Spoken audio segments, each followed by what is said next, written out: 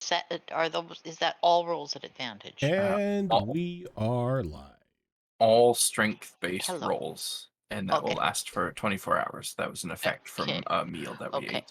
Yeah. All right. How is Hi. everyone? Hot. Great. Excited? They're all here again. Finally. Finally. It's been 30,000 years. Yep. Feels like it. Yeah. Hopefully, availability and luck and everything, turn around. Actually, yes. We've got a problem a bit there. We have. No, I'm playing Jenga today. Oh, you're playing Jenga. Oh, Yeah, okay. Shara's staying behind. Sorry. Okay. Gotcha. Yeah, it sounds like a Shar thing to do. She didn't want to come anyway. Look, it's been a while, so I don't remember who's playing what. All right. Don't make me do another Freaky Friday episode. I'll do it. Oh, please no. That sounds like fun. Come on. So, are you really playing Char?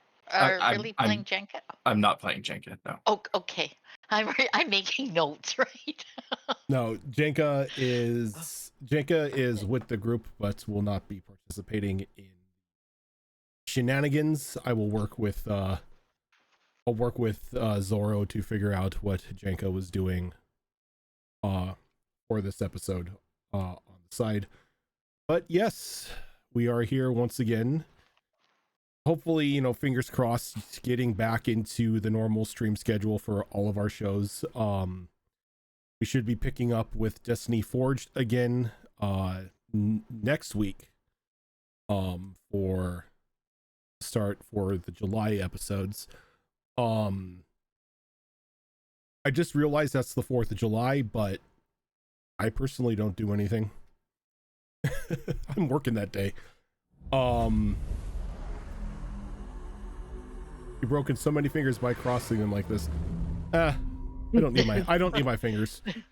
But yeah, so the last time this group was together, you made it back to the parsnip scrapyard in order to sort of gather your thoughts and plan the next steps ahead after your encounter with let's just call it otherworldly horrors beyond your comprehension over in Echo Bay. Once making it back into the safety of the Parsnip family's scrapyard, you met with Mama Plum and a couple of her children as you and the refugees from Echo Bay that you were able to take on sat down for one of Mama Plum's famous breakfasts, which gave you a nice little boost. I believe that's what you were talking about when we started up, was you have the advantage to the saves and the save checks for the next 24 hours. Yep. While you were eating, you gathered information that Piccolo, Pierre, and Pyro left out in the rabble rouser, which was some sort of upside down ship hull that Pyro has converted into some sort of behemoth land vehicle. They were headed towards the jungles that Shara had a map of that said, find me here. You gathered some information that the specific area that's marked on that map was indicating some sort of old town that used to be there. But much like the towns along that coast of the island, most of them either lay abandoned or they have extremely small populations of people who just refuse to abandon their homes. As you were making your way, you got all geared up. Yours took another trip down into the basement of questionable items and retrieved a interesting looking axe that seems to convert into a bear trap on a string when a certain lever is pulled on the haft of the axe. And with the new toy in hand, you were about ready to head out when you heard cannon fire coming off into the distance of the direction you were going to travel. With Pearl's spyglass, she could see out in the distance what you could only assume was the rabble rouser. Smoke coming out of a couple holes in the side of this upside down hole, which you assume are probably cannon ports. But with its given distance away from you, and they've been gone for a couple hours, it's probably about a half day's travel on foot for you in order to be able to catch up to them. Now, travel from one part of this island to one coast of the island to the other, where you are at right now, in a direct line would be about 7 days. So you have, before you head out, and as we pick up today, is there anything anybody needs? Any last minute items or anything like that that you need to acquire, or maybe ask Plum about before you head out on your journey? Don't think so. We each got the camping set, so Mhm. we're kind of set on that, and we got a cooking set for the group as well. As far as that goes, I think we're all set. Yeah. Yeah, I think we're good. Okay. Well then, as you begin to head out into this open grassland, just to give you a little bit more history on this island, there is two different, I guess you would call them, biomes here. There is like an open plains like grassland, and then there are these dense forests and jungles that populate a majority of this island. This is where this is where Tide Light and the smaller villages get their wood supply for ships and other tools. It is a very, very much alive island with vibrant wildlife, both predator and prey, and it seems to have its own, in areas, sources of freshwater springs, which make it the perfect island to pretty much house the capital of the Tricorn on.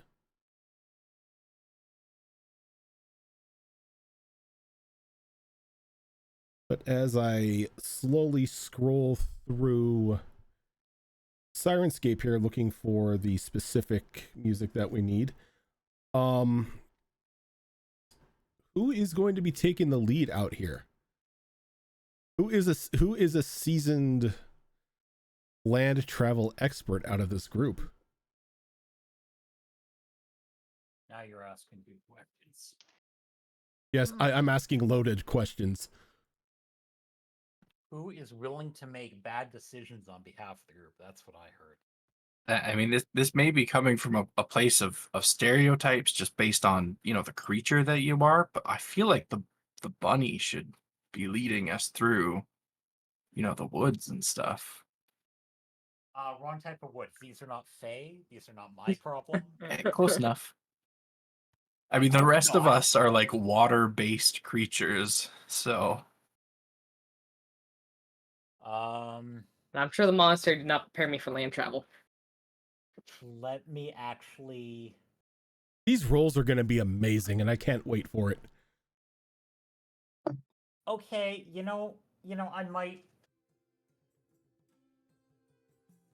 I might be able to, but just remember what happened last time. What happened last time? bad things. Get involved in Nolan, I'll tell you. I mean, last time I rolled a survival check was on Destiny Forged, and I almost killed people. Wait, no, I did kill someone. You did kill All right, someone. Virgin, I have the power. Okay, you I have was- the I power. was- I was looking at this wonderful thing that says guiding aspect, and I thought, oh, and I'm a druid.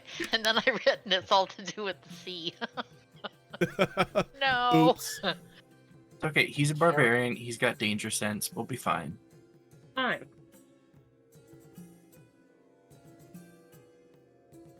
All right, what'd you get, Raven?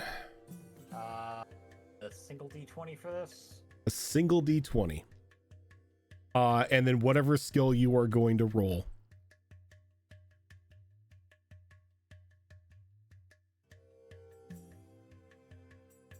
I run this off as survival. That is most definitely a good call. Flat 10. Okay, can you go ahead and give me a... Centels? Yes, that's what they're called. Yeah, I knew it was coming. For better or for worse, I knew it was coming. It's not bad. 64. 64. Okay, yeah, it's definitely not bad. You're kind of... It takes a bit for you to get your bearings. And there are times that you kind of start leading the group around in a circle. And you waste probably about a good, I'm going to say, half of this travel session covering the same length of travel over and over again. Happens. It happens, but sure enough, you finally, get your bearings and you begin to lead the group the right direction. Unfortunately, this half day's travel that you assumed is now going to take a little bit longer. As you go through the first half of your travel, or for the first part of your travel, from the way I'm doing it now is it's going to be morning to noon, and then noon to sunset, and then if you go again, you're pushing into the night times. So right now, as you're going into noon, when you think you should be at the rabble rouser, it's not necessarily there. You can still feel it off you can still see it off of the distance, obviously closer, but Mira, you're feeling that either you made a mistake or whoever gave you the estimation of time for travel was a little bit off. That happens.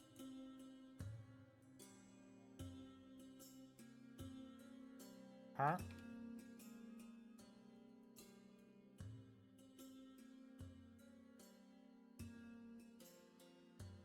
But at your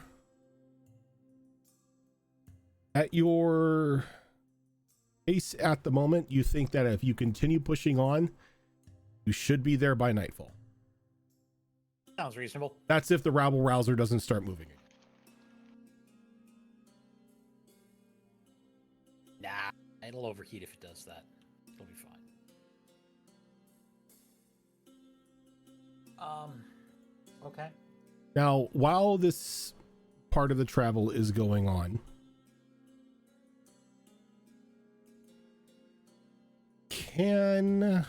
who do I want to pick on? Roll a die. There are 5 of you. Oh, come on, Rojan. We know what's going to happen. Shara, Yep. Yep.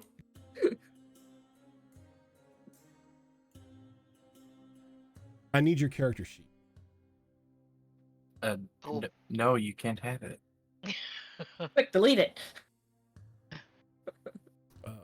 There's Shara's character sheet. That's never good.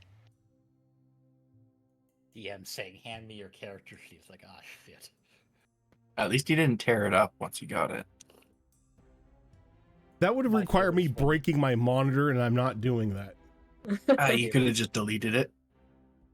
My favorite is when they take the character sheet and they hand you back the player's handbook. It's like, what's this trade?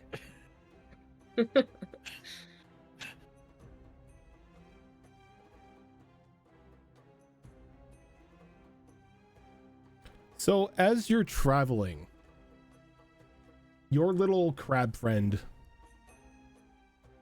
sort of excused himself for a moment, sort of like walking along with the group on his own, something catching their eye. Not really sure exactly what it was, but after about 5 minutes, it sort of crawls back up into your bag and just it goes back to rest.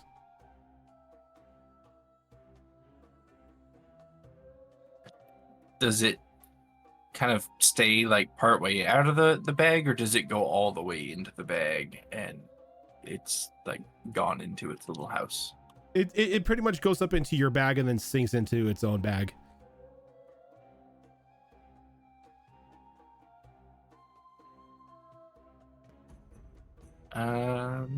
But that seems a little fishy. Yeah, I think Chara's gonna like poke at it to get its attention. Okay. If it kind of pops out and looks at her, she's Yeah. gonna be like,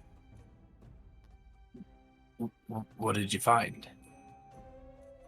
It kind of like looks up at you and put its claws up and just starts pinching. Something interesting, I hope.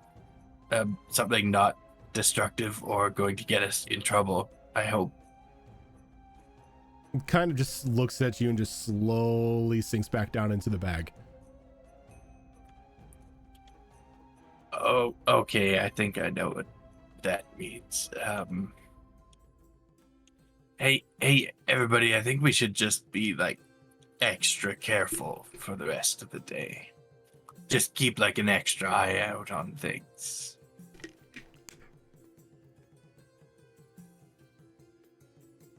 Cannonball will tighten his shirt closed a little bit.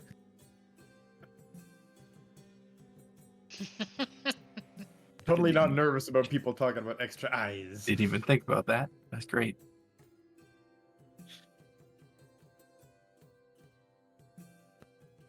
Also, maybe could everyone like double check your stuff in case anything's missing? My friend wandered off for a moment.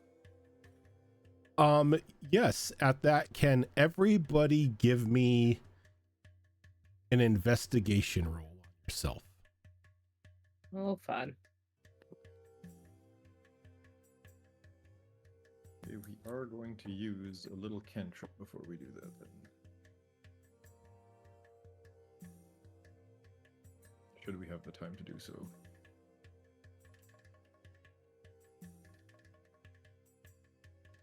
I don't think we're being rushed, but No rush at all. That's on yourself. Yes. You're pretty much giving yourself like a once over in order to see if Oh no, but anything's missing. Cannonball's cantrip, Yes, is that for yourself? Yes, I am touching myself right now. I mean, wait. Hey, as long as you're willing. Right? I am a willing creature. Wait, pause. All right. That being said, yes, that's a 15, Rojan. what cantrip did you cast on yourself? Exceptional wit. Did you post that in here? Yep. You did. Yo, Kobo press. So, and you can roll it d6 and add the result to intelligence. Got you. All right. So, Echo, I got a natural 20 for a 21. everything looks to be in place. Mirror, 8. 8. Everything looks to be in place. Pretty good. Pearl, 5. everything looks to be in place. And cannonball. That was a 15. Everything looks to be in place. I Yeah. believe, if I'm correct, that as a Circle of the Shepherd Druid, I have speech of the wood, so I can actually speak with that little crab without. I can't see anything that indicates it's a cantrip or anything. It sounds like it's something I have. Am I correct? on What that? does speech of the woods say specifically? Does it designate that it has to be a woodland animal, or is it just any creature?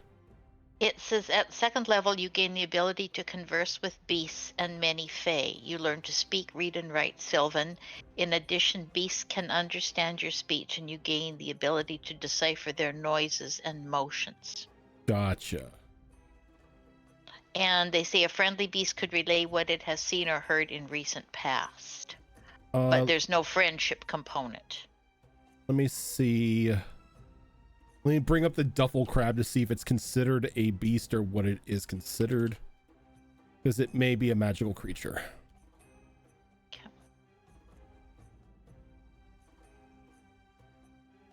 The duffel crab. It is not a beast. It is considered a monstrosity. Oh, okay. Alrighty. And that's fair considering the size that they can get to. Mm-hmm. Worth a shot to ask, though.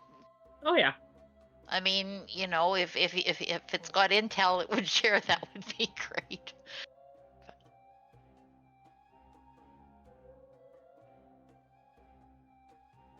Okay. Are you going to continue leading on everybody for the second length of this journey, or are you going to Unless anyone else steps up. Actually, if anyone else would like to lead, I can assist you if you would like to learn to navigate over land. I can do it, I guess.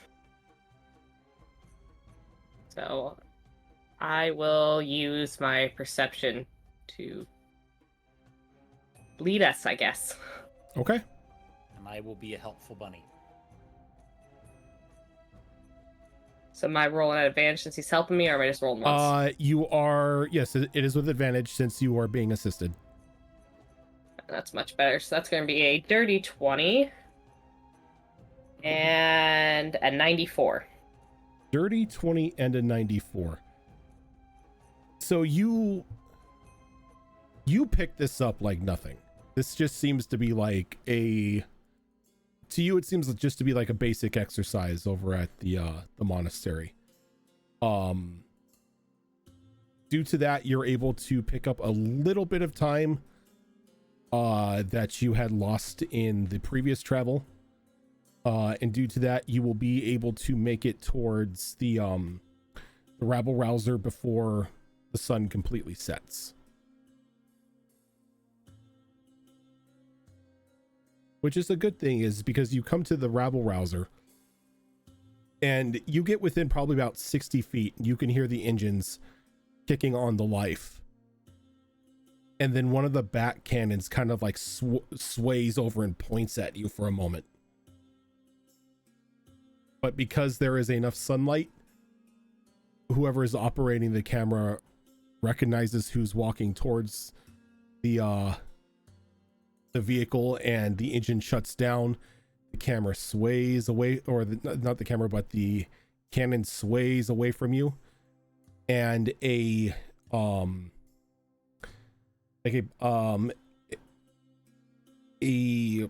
bay door sort of opens up vertically on the back of the ship, and a long gangplank comes down, and Pyro begins to descend down, sort of like waving at you happily.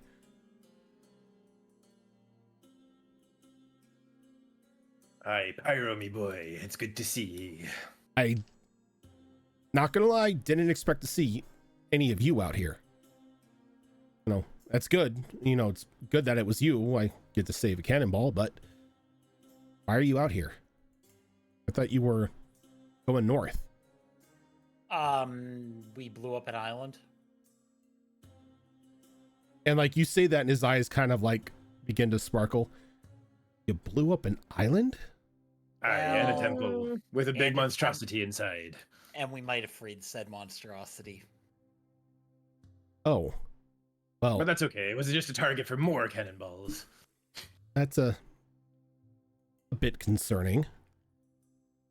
Oh, don't worry. It gets even more concerning. That monstrosity left us a letter with a map that's leading us into the jungle here. Oh, So we're going the right way. yeah, I guess we were about to head over there, but if it has to do with some sort of monstrosity that survived an island being blown up around it, I'm not sure I want to take the Eldritch monstrosity. yeah, definitely not taking the rabble rouser into that. This is still the test phase of this thing. It sort of overheats every couple hours. I can relate. So that's where you're headed. You're going to the jungle. Yeah, kind of to the coast. Hmm.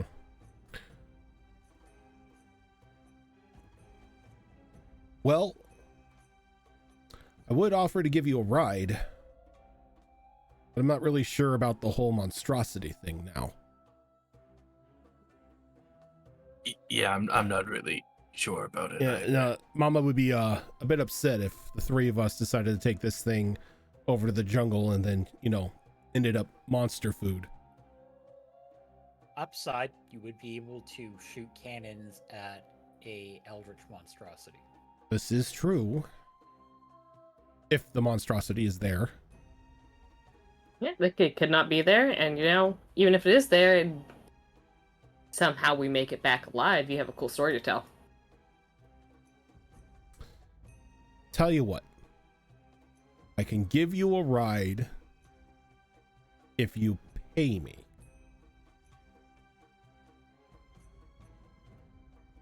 How much? How far do you want to go? How far are you Who's willing got the to map? take Who's us? got the map? Jenko has the. I'm going to say that one of you has access to the map right now since Jenka's not here. Or a navigator, she should be able to have it. Well, it would take us like I think 7 days or so to get there on foot. So maybe take us within 2 days foot travel of the destination.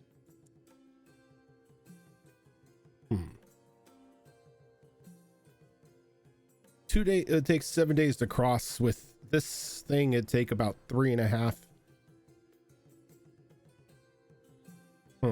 All right. That sounds fair. I could take you within 2 days travel time. Would you be willing to wait for us and take us back? I could. Most definitely. But how much would all of this cost us? That be the question indeed. How about this? We can hammer out a gold price, or you can bring me something really cool back from the jungle.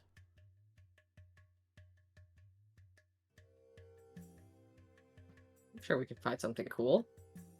Yeah, and anything specific or something cool of our choosing? I really want to equip the rabble rouser with the means to traverse the jungles. So anything that would help us move things out of our way. I think we can see what we can find. And if we turn up with nothing, then we can discuss a gold price. Say about 1,500 gold, if not.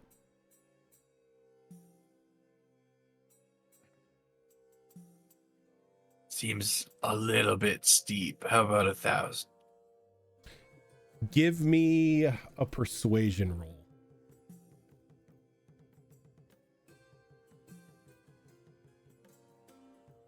Well, that was really good for a second. But instead, it's a 7.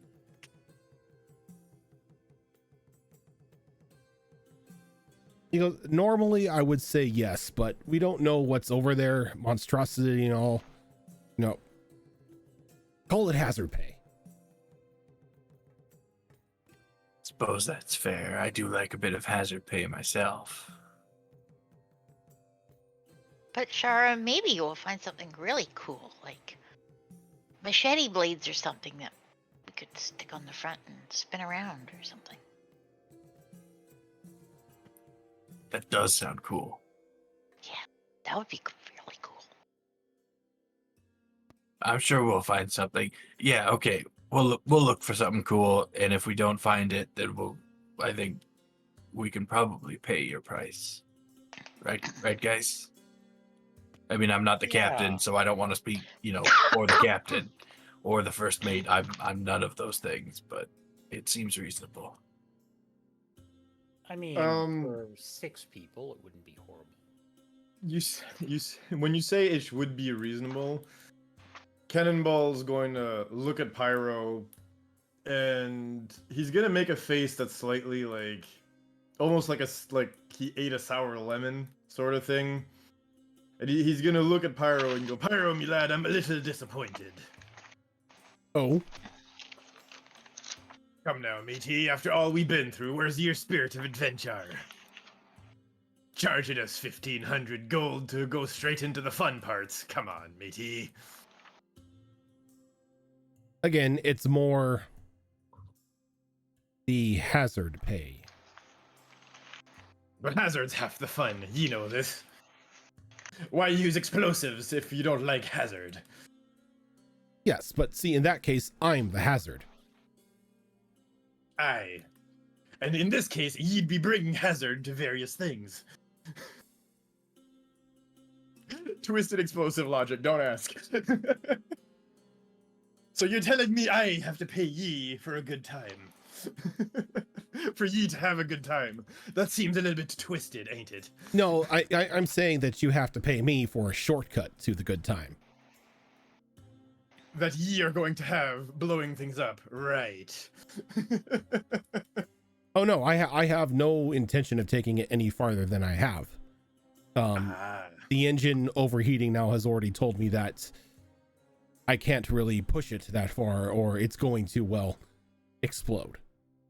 I see.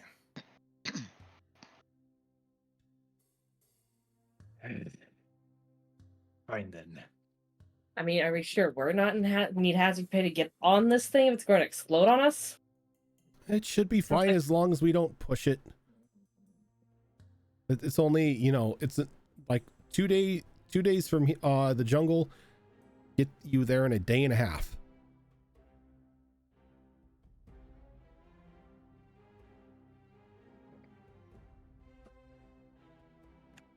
Is there enough room inside of that thing for all of us?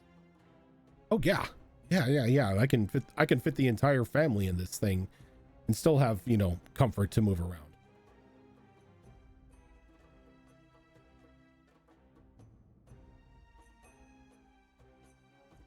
So we have a deal. It's like pulling teeth, but fine. We have an accord. It's not that bad. You say that because you're not the one who has to pay, matey. No, I'm the one providing the service and putting my baby in danger to give you a little bit of a boost. Fine. I mean, my teeth Well. just grow back if they get pulled out. Lucky ye. As long as the thing doesn't explode on us. It shouldn't explode as long as, we keep the temperature in the correct parameters and we don't push it too much. Well, let's hope we find something really cool.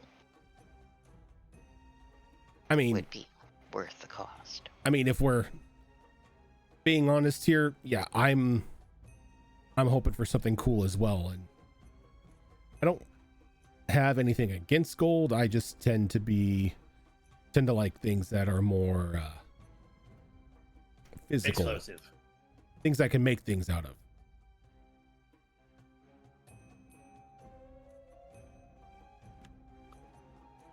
Actually, speaking of making things out of things, once we're done with this and we get back to the junkyard, I've got a job for you. I need something made, something specialty. Oh. He kind of gets that twinkle in his eye again. He's like, depending on how cool the thing is you bring back, maybe I can give you a discount on it. I like discounts. Everybody likes discounts. I can attest to that. So do we have any travel time left in this day, or is this day kind of coming to a close? This day is coming to the day itself is technically coming to a close, but since you are on a vehicle, you could ask Pyro to continue on.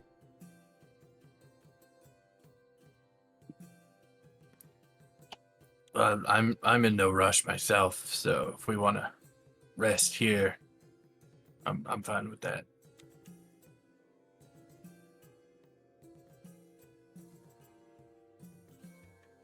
We still need to take rests, though, even if we're on a vehicle, right? Yes, you would still need to rest, but you wouldn't need to necessarily set up watch or anything like that, and you wouldn't be anything in the negative if you wanted Pyro to continue moving on sort of non-stop.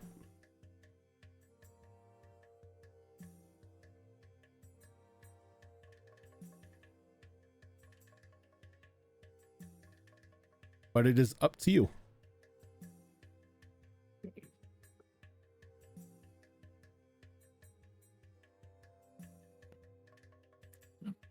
Considering this thing's boiler's proclivity for overheating, I don't know if pushing it would be a good idea.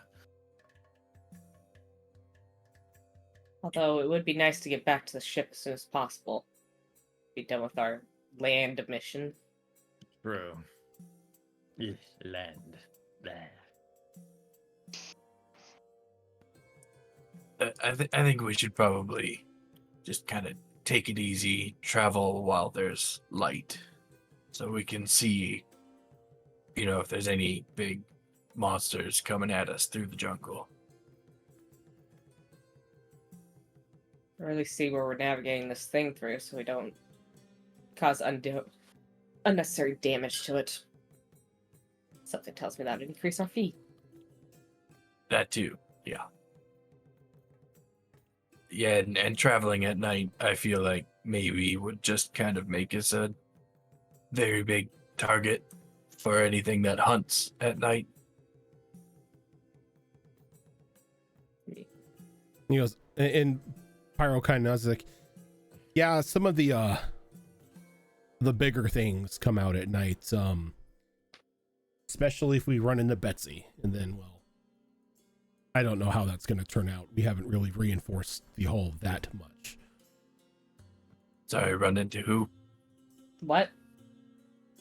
Would be a Betsy, matey. You've never heard of Betsy? Queen of the island? Have I heard of Betsy, Queen of the Island? Give me a history roll with advantage since you've spent a good portion of your life in Tidelight. It's going to be an 18. 18? You do know who Betsy is. Betsy is a T-Rex that is somehow imbued with the powers of lightning. That's awesome. I almost be missing the Kraken. Now hold on a second. Are you telling me that Betsy is real? Well, yeah. I thought it was just bullshit that people say in the tavern to, make themselves seem great. Oh, I ran into Betsy the other day, but managed to outrun her. No. Betsy is most definitely real. And she hunts at night. She tends to hunt at night, yes. Yeah, let's not go anywhere at night. Let's turn off all our lights and hunker down and pretend we're not here. You know, that's what we normally do. Good Sounds like we plan. have a plan. Aye. Sounds good. Yup. Though, it would be nice to get the bounty on her. Real nice to get one of those Uh. teeth, too. Mm. Oh, if I could just get a couple of those teeth, the things I can do with this, Oh, imagine it. Does that count as something really special? if you kill Betsy and you bring me a couple of her teeth, I will give you whatever you need in armaments without asking for payment. If we manage to do that, Tide Light would welcome us back as heroes. Well, You matey, would if I- be gods. You know that I'll be asking for that big cannon. You, Are you sure you're ready to part with that? I told you, you bring me a ship I can mount it on, and I will happily part with it. I'm working on that. I may or may not have a thing. I may or may not have a thing. I may or may not have a deal with the Eldritch D&D currently residing in my chest. Look, okay, nobody said it was gonna be easy, but Or if it was smart, but I mean, look, Cannonball is smart. Let's be real. There's a reason I need that cantrip. Bill just wants that giant cannon. Something tells me we're not gonna be able to take Betsy on. Doesn't sound like the smartest plan. I mean, if we're going to go after Betsy, we need a well laid out plan. Can't just do it on a whim like this. It does seem kind of like it would be certain death. Oh, I never said now. It Matey, but it it's good would to be know. really cool. Oh, it'd be a To great down bar her. story. But But I think, yeah, the chances are we would be dinner. we need plans first. We gotta be smart about this. Well, I don't think she's going anywhere, so I don't have to kill her right now, but just be Yeah. careful that when you're traveling out at night, you know, if you start to smell a bit of ozone in the air, you best start hiding, because that's usually a sign that she's around. And Now, if we come across like her nest or something, and there's an egg there, I am taking the egg. I'm just putting that out there. Having a fucking Betsy Jr. on our side would be amazing. I wonder if we could mount guns to one. Mount guns to it. All of a sudden, this campaign turns into dino saucers. Riding in on a T-Rex with machine guns, huh? I've heard that one somewhere before. Could not put a baby lightning T-Rex in front of me and not expect me to take it. True. All of a sudden, Shara takes points to the Beastmaster Ranger just so they can have I'll a do baby. it. They can have a little T-Rex running around with them. Right. Well, to be fair, nobody actually knows where her nest is, even if she has one. The only time gotta have it they somewhere. see her is out at night. She sort of like appears out of nowhere. Yeah, I heard this story from this one guy that was bringing a little group of people through the jungle. He kind of bullshit them and said he was like a guide and knew what he was doing, where he was going. He didn't know anything, but he got paid a lot for it. And they were camping out one night, and then it was like 20, 25 feet away from their camp. There was just this bolt of lightning that hit the ground, and suddenly big fucking dinosaur standing there, and everybody that was there except for him got eaten like immediately, and he just booked it back to Tide Light. Weird that she didn't eat him too. He must have really gotten lucky. Well, see, this is kind of why I thought that she wasn't real, because it sounds like a load of shit to me, but maybe it was true. Maybe she was too busy eating everyone else and he snuck away. Could be. Could be a combination of things, but yeah, there is definitely a very hefty bounty on her. If you could bring in proof that she's dead, that is. Proof is easy to get. You just bring the head with you. It'd be a big head Yeah. all through the jungle. Sure. Need a crew for that. Gotta be part of our preparation plans. We'll come back for Betsy. Maybe before we kill her, we could track her back to her nest. Just wondering though, if there's a Betsy, doesn't that kind of imply there's also a Mr. Betsy somewhere? Maybe. Only if there's an egg. He's a Betsy Jr. That would imply.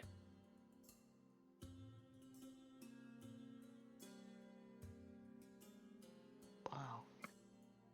Who knew? Well, obviously you did, Shara.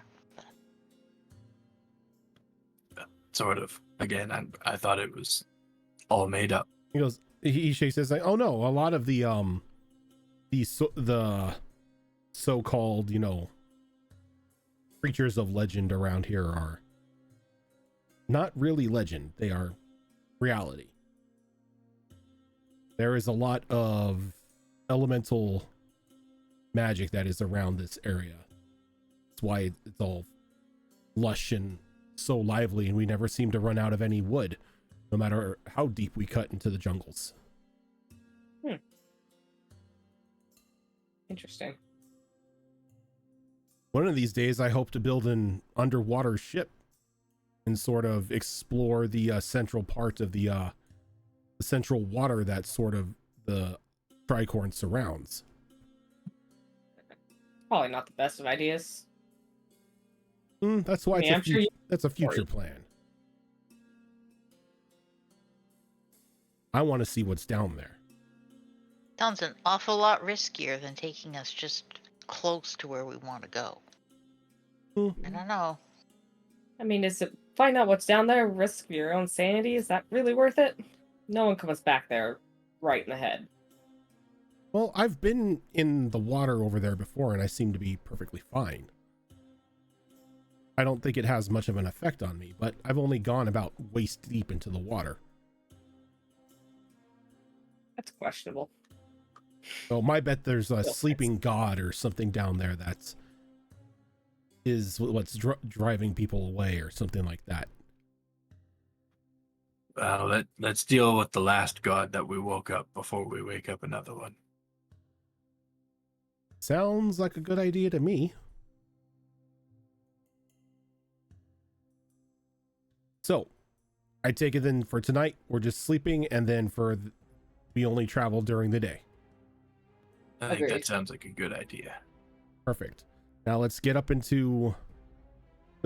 inside and everything and make sure that we don't give Betsy or anything else out here at night a target. I feel like we're gonna miss Brian's cooking for the next few nights. We've been spoiled. What are you talking about? Mama gave us leftovers. Oh, What are Enough we to waiting share. for then? Let's get in there and eat.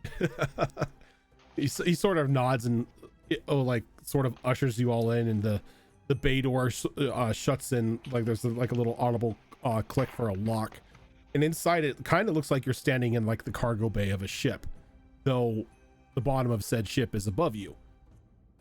And you're walking like on a small like on a metal platform. And, you know, there are tied down cargo boxes along the walls, but there's an open pathway. And then there are two separate staircases that go to different levels of the ship. And he leads you over to the right-hand set of staircases, and it leads you into like a like a common family room, and there's like smaller rooms that have manually been built out as bedrooms. And he walks over to like this wooden chest and he opens it up, and you can see that it's lined with some sort of like frozen sheet. And he starts pulling out small containers and everything, and he shuts it and he begins to just throw everything into a pot, turns on a lights a small stove and just begins letting the frozen contents warm up. I'm just gonna find somewhere that I can kind of sprawl out and relax and wait for dinner. Okay. And dinner isn't too long. It takes probably about a good half hour for everything to warm up and be prepared. And then dinner is served, and it's just a very hearty beef stew.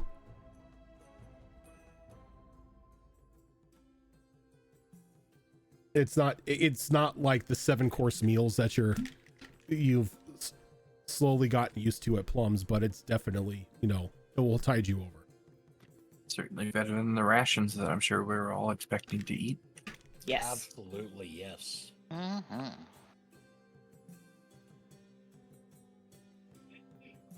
We need to talk to Brian about getting something similar that we can take with us on missions. Maybe not as big as what they have going on here, but maybe a small basket that's frozen over, something.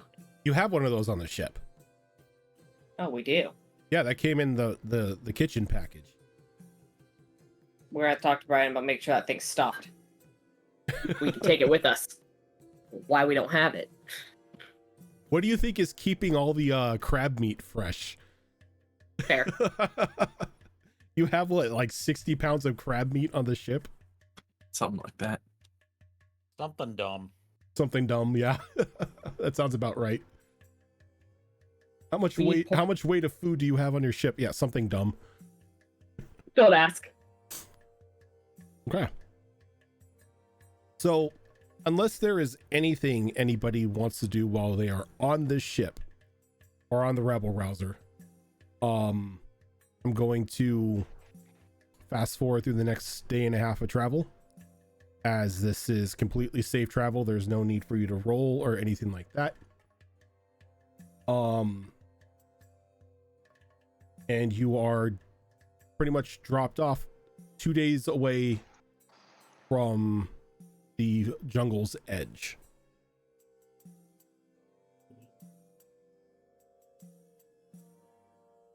Yeah, I think the only thing I want to do during that travel is when we stop for the night or whatever, I just want to find myself some sticks so I can start just whittling something past time. Just yeah, kill the boredom. Okay. Yep, something to do. Start making like little figurine statue things. Okay. I mean, part of me wants to be mean and make you guys draw, but I'm not going to, because do it. Nah, not yet. I doubt, even though as insane that he is, I doubt Pyro would have this on the Rabble Rouser or anywhere on his being.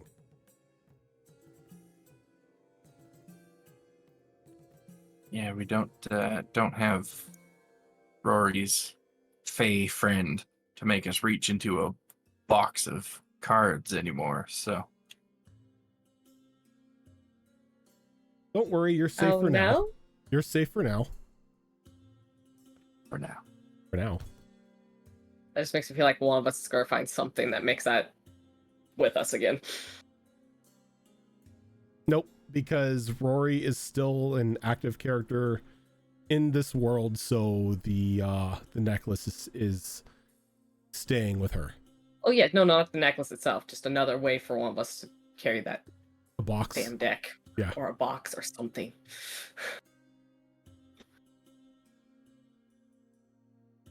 But you are let out of the Rabble Rouser probably around 9 o'clock in the morning. You've had breakfast, you've been situated, everybody is awake and I would assume ready to go. But the jungle's edge is a clear sight from you now. the trees are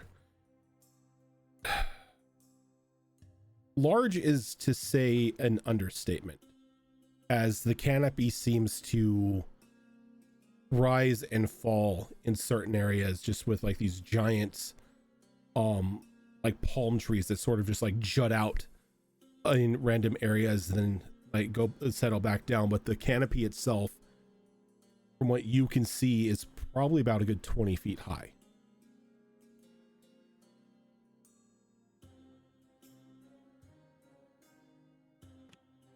I think we'd probably say our temporary goodbyes to our possum friends, and they were gonna wait here for us, right? Yes, they would wait for you unless there is a sign of danger that they cannot handle, aka Betsy shows up or anything like that. Then they will wait here for you. They're saying goodbye. I would He goes, just "Oh, kind of look. by the way, here," and he hands you another one of those like firework things that you had previously used at the temple. Like, just pop this up into the air, and as long as you're not at the jungle, we should be able to find you, and we can pick you up that way as well. Just in case, you know, you lose your way and can't find this. And he kind of points back to the vehicle. That'll be very handy. Thank you. Hopefully, we won't be too long. We don't actually know what's waiting for us there, so I'll just, I guess, look back towards whoever wants to take the lead from this point, because it's certainly not me.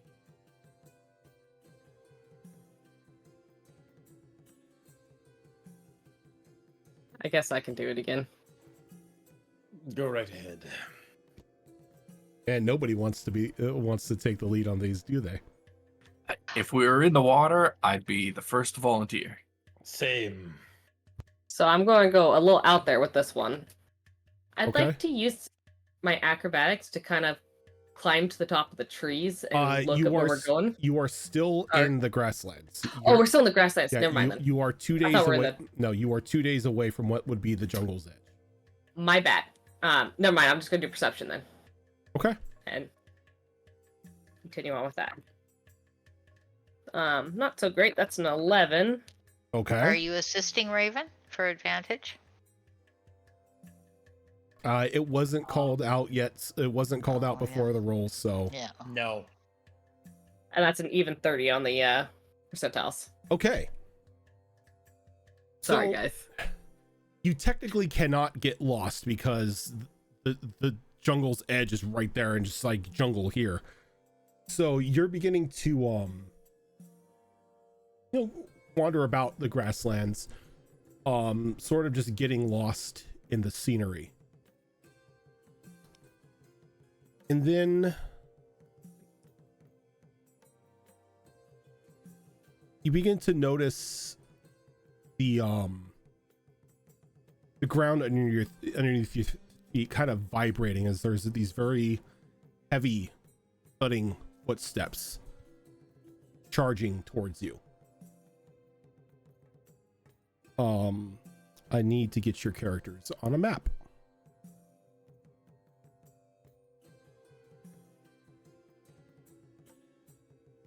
Good. Let me drag the correct people here.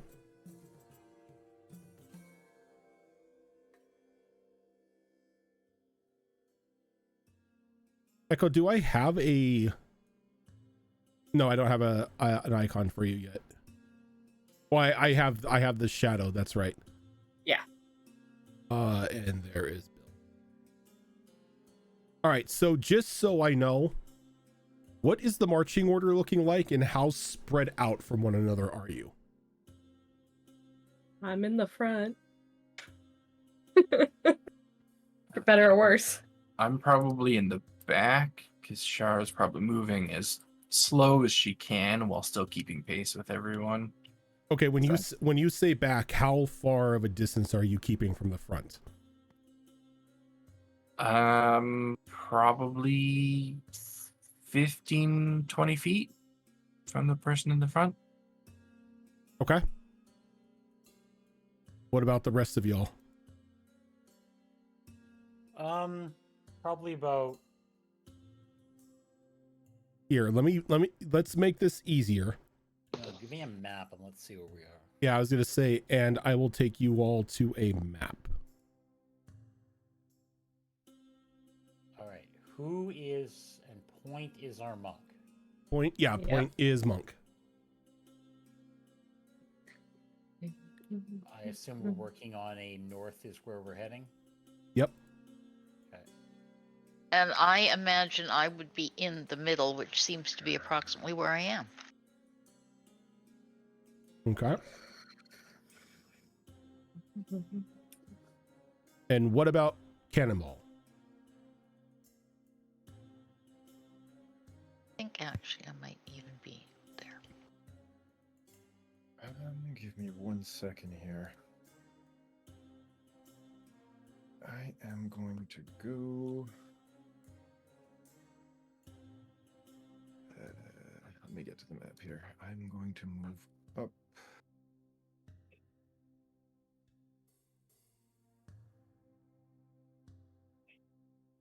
Oh, you need. Sorry, Rojan. Sorry, I got distracted by DM. DM, what did you need from me? Just need to know where on the map you are going to be, like, marching order wise. Right there. Nope. Looks like a good spot. Okay. Rojan, by the way, Zoro wanted me to tell you that Echo's character card is not in the rotation for some reason. Because I'm a horrible person, that's why. Just passing the don't- word along. I don't exist. Nope. Give me I'm a all a moment figment here. of your guys' imagination. I mean, if you don't exist, then you can't be killed, right? Right? True. An immortal figment of our.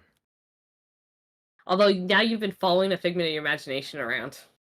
That tracks though, honestly. That's nothing new for this group.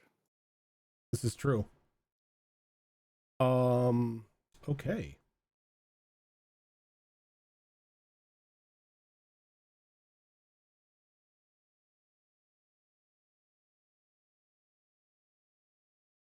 Here.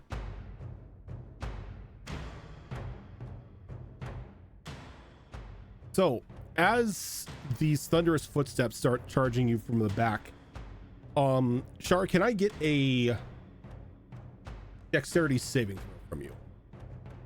The footsteps are coming from behind us? Yes. Ah. Okay. Yes. I imagine we were probably meandering pretty well. Is this an effect that I can see? It's going to be something you're going to feel if you fail. Fair enough. We will say then that danger sense does not kick in, because if it's coming from behind, then I'm not looking at it. It'll be a straight roll, and that's going to be a 10. Oof. Okay.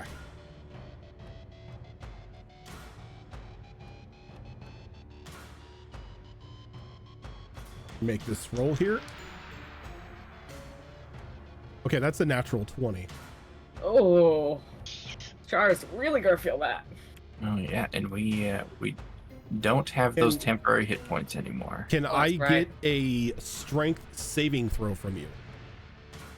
Now that I can probably do. That will be at 24.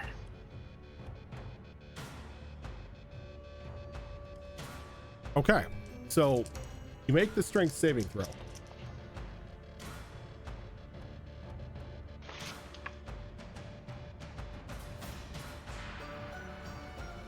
You are going to take. Crap, that's right. This is critical.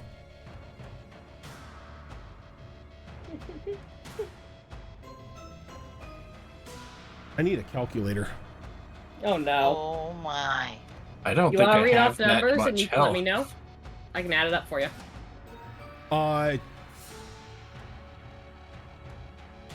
No, I got it. You are going to take Okay. 49 points of bludgeoning damage. Oh, As- Shara. A rhino just charges and thrusts into you. Oh. Did I just get gored? You just got gored. You got charged is what happened. Oh. And then I have- coming up behind it is another rhino. I have 3 HP left. And Oh, almost Shara. as if something woke them up, like the vibrations in the ground. These strange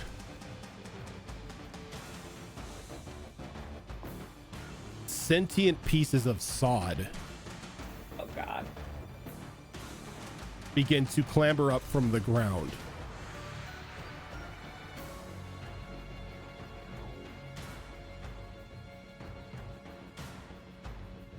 I am going to need initiative rolls from everyone.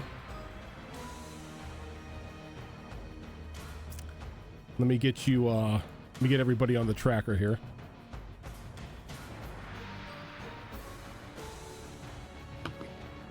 This guy's today. See that? It's going high, low, high, low, high, low.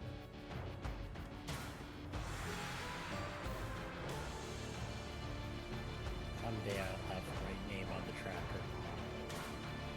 What does it say? It still says Weckeye. I don't know why. Yeah, it's not linking properly. Something we can fix with the new token when those show up. There you go. See, I need to add cannonball on here. Aye. There you go.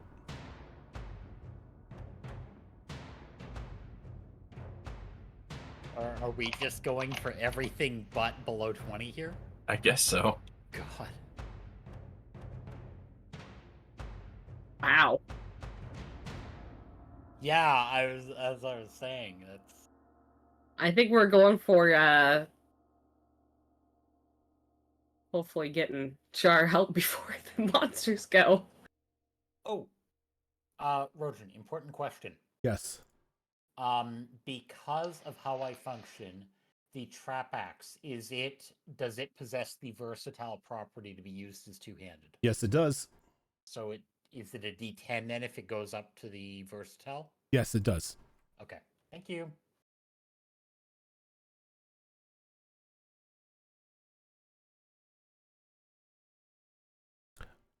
Oh, I think that's damn, everybody just, getting close to 20s here. Yeah. Pearl, I don't know what to say about yours. It's the way I've been rolling all night.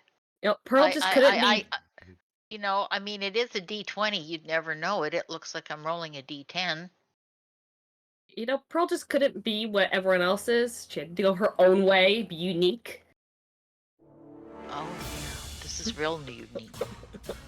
I mean, it's always better for a druid to be lower in the order anyway, because otherwise, you're going to do some sort of AoE thing, and then everyone's going to run in the middle of it and get in your way. So you might as well let them do that first, and then you can figure out what you do. Mirror. I feel the same way about clerics. In this case, I think I'm going to be looking for band-aids. Mirror, go ahead and kick us off. Okay. Now, just as a reminder, your trap axe, when it grapples something, you can pull things medium sized and smaller. Okay. I'm going to move to there. And level 4 still. Okay, life is good. Which means I am going to immediately do the rage thing and promptly reckless attack this thing in front of me. Okay. That is a... does the axe have any pluses on it, or is it just flat? It's just flat. Okay, so that is 16 to hit. 16 will hit.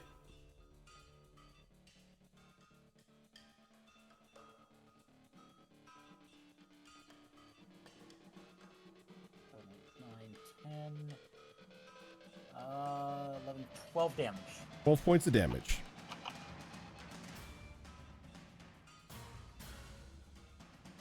Anything else?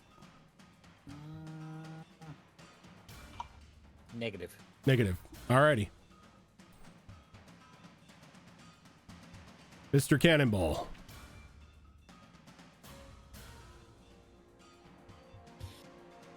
Okay. Let's see here.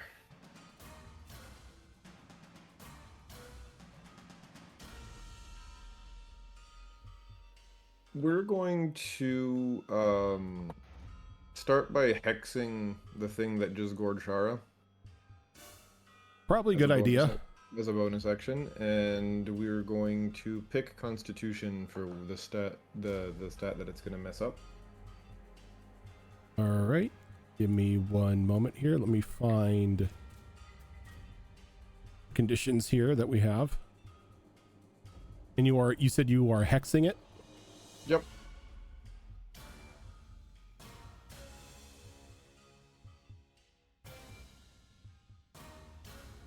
Get the spooky skeletons out here.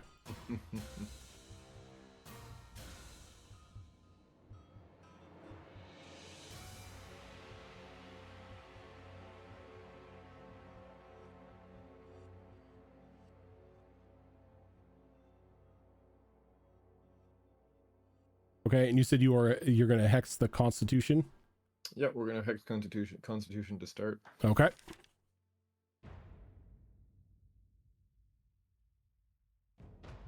And for my main spell, we are going to use... you know what, we're going to Grim Siphon it now that it's got reduced chances of making the Constitution save throw.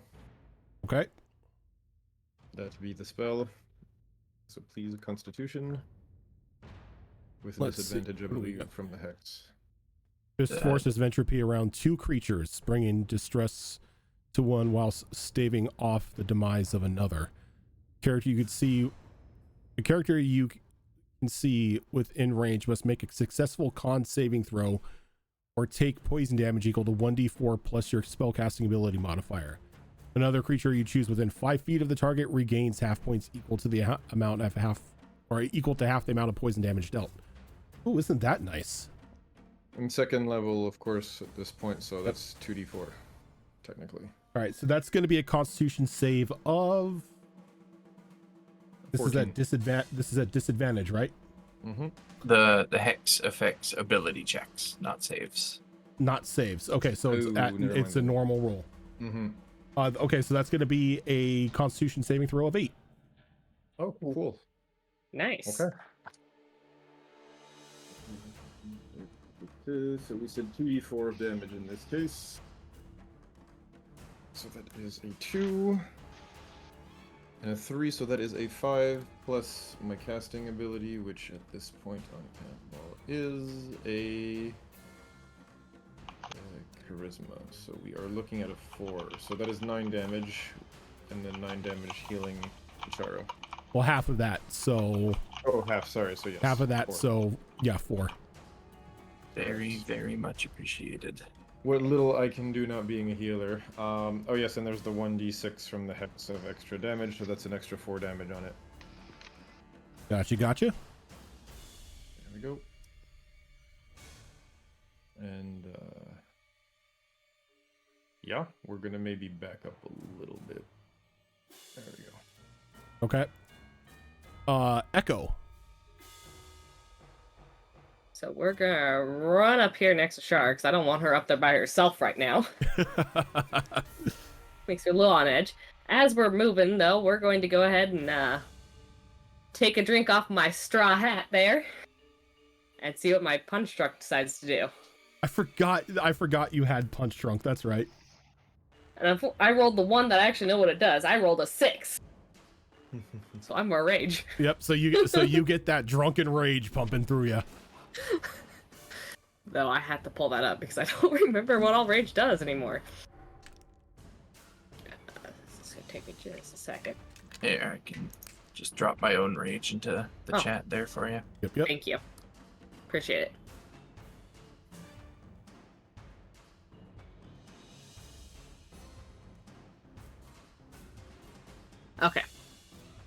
So, we're going to go ahead and take a punch at this thing. We're gonna start throwing punches here. Okay. The first one being a 14 to hit. 14 will hit. Okay, that's going to be a total of 8 bludgeoning damage. And then we're going to spend a key point to flurry of blows. So 2 more punches. Okay. That's going to be a 16. 16 will hit. One more. That's going to be 9 bludgeoning. 9 bludgeoning. And then the last punch is going to be a 23. 23 will most definitely hit. And we're just going to keep walking this up 1 point. That's going to be 10 points of bludgeoning. Okay. So bonus action. So that will be... Don't really want to move right now, so that'll be the end of my turn. Alrighty. Trying to give it another target, hopefully. Probably a good idea. Shara. I think I'm going to start my turn by drinking one of the health potions that was in the camping set that we each got. Good idea. And those are 2d4 plus 2, right? Standard health potion? Yep, they are standard Yep. health potions. Right, I'm going to drink that, and then I'm going to use my action to drink the other one. That is most definitely allowed. If you use an action, you can double fist potions. Yeah. Zoro's fainting somewhere. You realize that? Hey, that's Yo. what they're for. I actually rolled good on both of those. You're muted, Raven. I am back up to 26 HP. It's not a whole lot, but it's a hell of a lot better than I was. And then I'm going to use my bonus action to rage to hopefully reduce any more damage that I take before my next turn. And that'll be all I can do. Okay. And the rhinos. Much like rhinos, its focus, well, this one anyway, is on Shara. Because for some reason, Shara pissed it off. So it's gonna try. You're walking too loud. It's gonna make another gore attack. Maybe it's like a bull and it's the pink hair instead of red. Does a 24 hit you? It sure does. It's gonna be 13 points of bludgeoning damage. Okay, cut in half thanks to rage. And then the other one is going to move up to Mirror here and do a charge gore attack with a dirty 20. You're rolling at advantage, right? Oh, Because I recklessed. yeah, it's just a dirty 20. Okay. That does hit. All right, can I get a strength saving throw from you? Absolutely.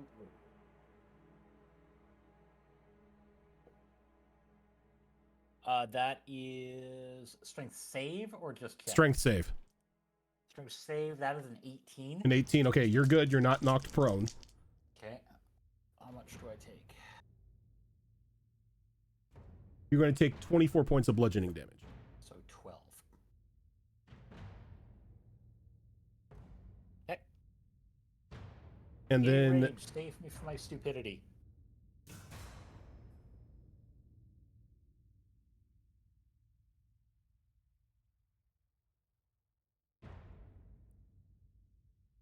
okay, so with the little pieces of astroturf here, the one that is above Mirror is going to try to use an attack they have called Grass Trip.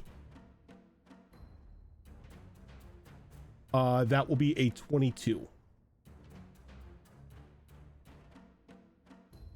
It hit. Okay, so this doesn't take any damage, or this doesn't cause any damage, but you are knocked prone. And because it didn't move and it hits you with a grass strip, it can make a attack as a bonus action. Okay. And that's going to be a dirty 20. Not a dirty 20, but a natural 20. Okay.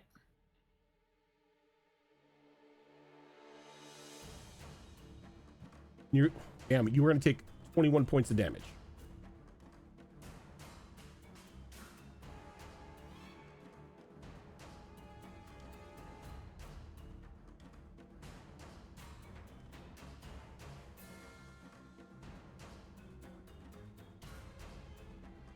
One's going to move there, but nothing is within range of its abilities. It's going to move here and try to make a bite attack against Pearl. That's going to be a 12.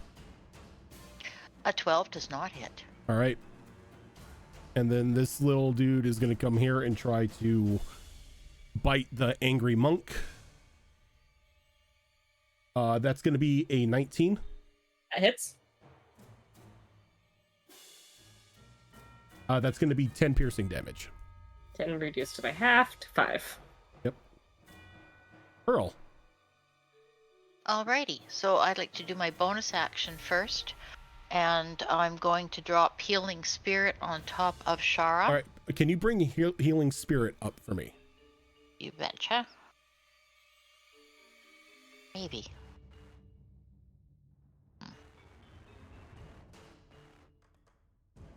Come on, why won't it?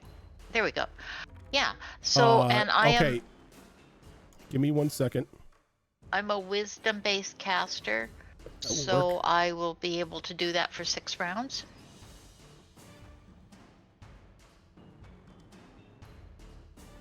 And I'll put a little mark on Shard to signify. Well, actually, because it's a 5-foot square, right? Or It's a 5 foot, yeah. okay, so It'll just drop right on top. And that'll be just doing that actually at, well, it'll be 3rd level, right? Or, pardon me, 2nd level. That's I'm not what I reading it wanted wrong. to do. Not crossing. It's... Come on there. I don't want to do that. Those things, it wasn't... Clicking everything with the wrong thing as usual.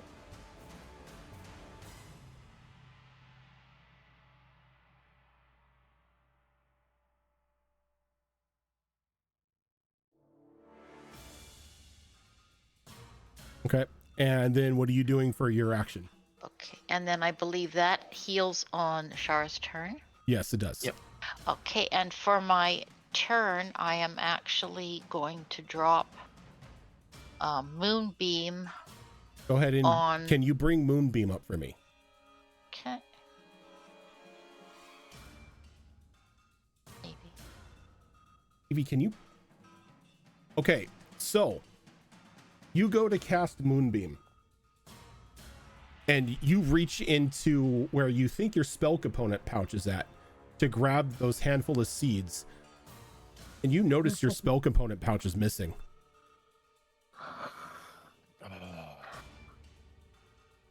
That crab. Krabbykins. That's what the Um, crab took. Is the crab took your spell component pouch. Well, little bastard. It took the pouch. Now we take its life. No, I'm just kidding. Oh dear. Man, mini crab cakes sound good. Okay, Right? and the crab is with, Shara. but I wouldn't know that the crab took it necessarily, would I? No, I mean, it's just It's it's gone. just gone. yep. I'm Like just having a at the day. moment. At the moment, yeah, it's gone. So I cannot cast that. Anything with a material component you cannot cast. Oh, that Oh was- no. Well, that's a little limiting. Okay, let me see what else I can do.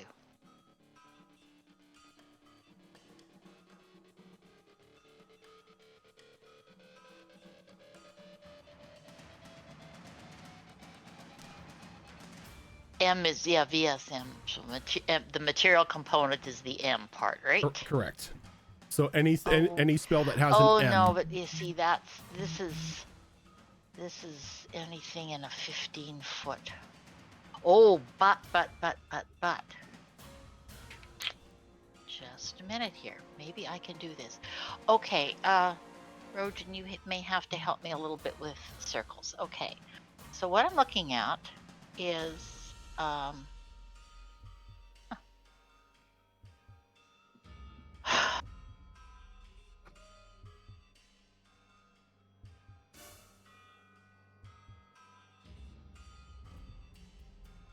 What are you looking at?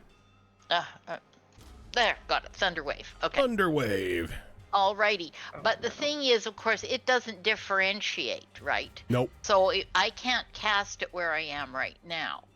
But it is a 15-foot cube. So, and I have movement, right? Mm-hmm. So if I can go 5, 10, 15, that's 10 feet. 20, what's my movement? It is 25, I think. I had this all planned out. Sorry. And I'm not seeing now where my movement is here. Oh dear.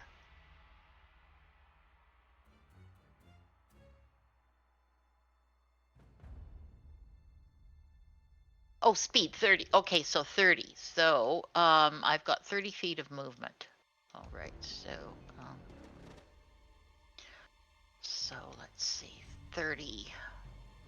So actually that would catch no allies, but it would catch the rhino and 2 of those other critters.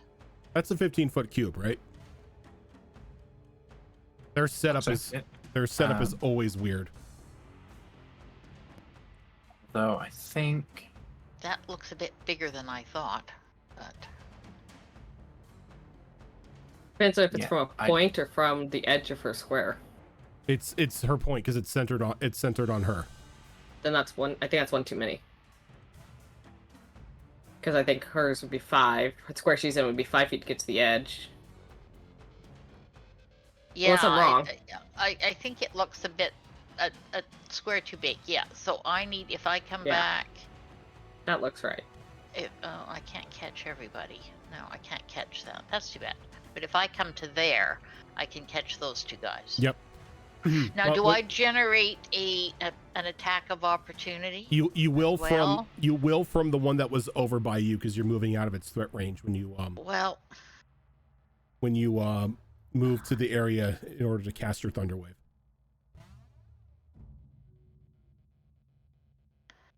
well,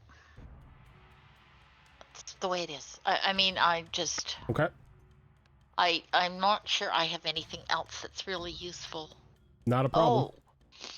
Oh no, I don't have. I'm looking at what I have memorized, and I see something that would be really good. But actually, it has a material component, and I don't have it memorized anyway. So we're going to go with that, All right. So the attack of opportunity is going to be an 18. and hit. that will hit. All right. You are going to take 13 points of piercing damage, Okay, I can work with that. but you most definitely can do Thunderwave, and they've got to make con saving throws. 13. All right. So that's going to be a Constitution saving throw total of 6 and 3. Okay, and my spell save DC is a 15, so it's not looking good for them. Yep. They fail on that one. Okay, so they are then going to take. I have a cat cheering me on. Does that count? Sumi is being extra vocal tonight. Okay, 2d8 thunder damaged and is pushed 10 feet away from me. Yep. Okay. I guess it depends which So- way you choose to push them away, huh? Well, you actually get to choose which way you push them away, as long as and it's 10 feet. they're gonna go 10 feet. I would like this one here to go 10 feet up away, like north. Like here? Yes, please. Okay. And then I would like this one to go 10 feet over into this area here.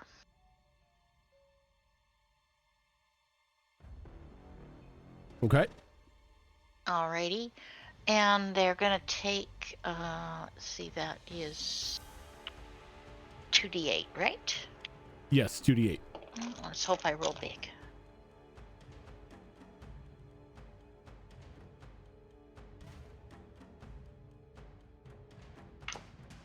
Oh, a 6 and an 8. Okay, so that's 14 damage. Mm-hmm. Do they each take the same, or do I roll twice? You would technically they take the same because it's the same. It's the same area. Yeah. So they're gonna each take 14 damage.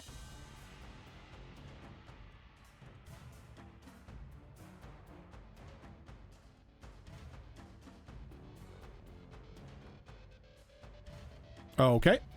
And then they are pushed. Are they stunned or anything like that? No, they're just pushed. Okay. Yeah, they're just a little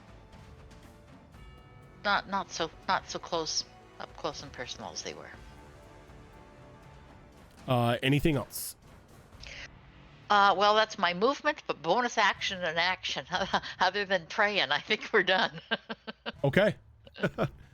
Then we have Muir.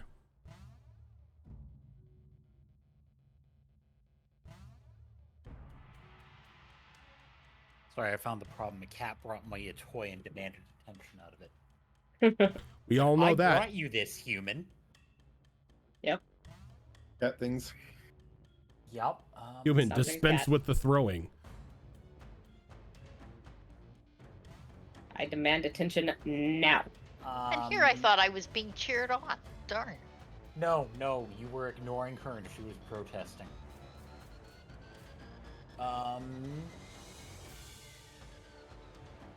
Yeah, we're gonna go back and beat the crap out of... Has anyone hit the rhino yet? One of the rhinos, yes. The one that's on you, no. And we're gonna finish dealing with this little pile of problem here.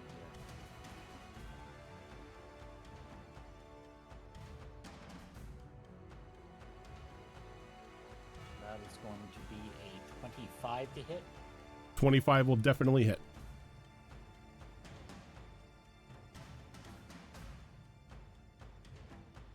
For 14 damage. All right. And just because I'm raging, I'm not stupid. I'm going to take a health potion.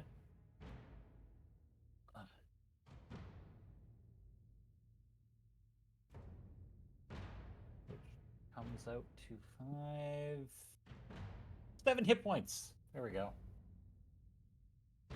Anything else on your turn, or are you just staying where you're at? Going to move here. Okay. Cannonball, Yes, sir. you are up. You gave me space today, Roshan. I am going to use it. First things first, bonus action. If you could be so kind as to, summon Tentacle. I guess I can summon Mr. I would Tentacle. appreciate. Yeah, I mean, look, extra damage on hit. We never say no to those. We most definitely do not say no to extra damage on hit. Let me Nope. find the tentacle. Appreciate that. And where are You- you summoning the tentacle today? You know what? How about we put it right next to Echo here? Keep slapping the rhino, as one would say.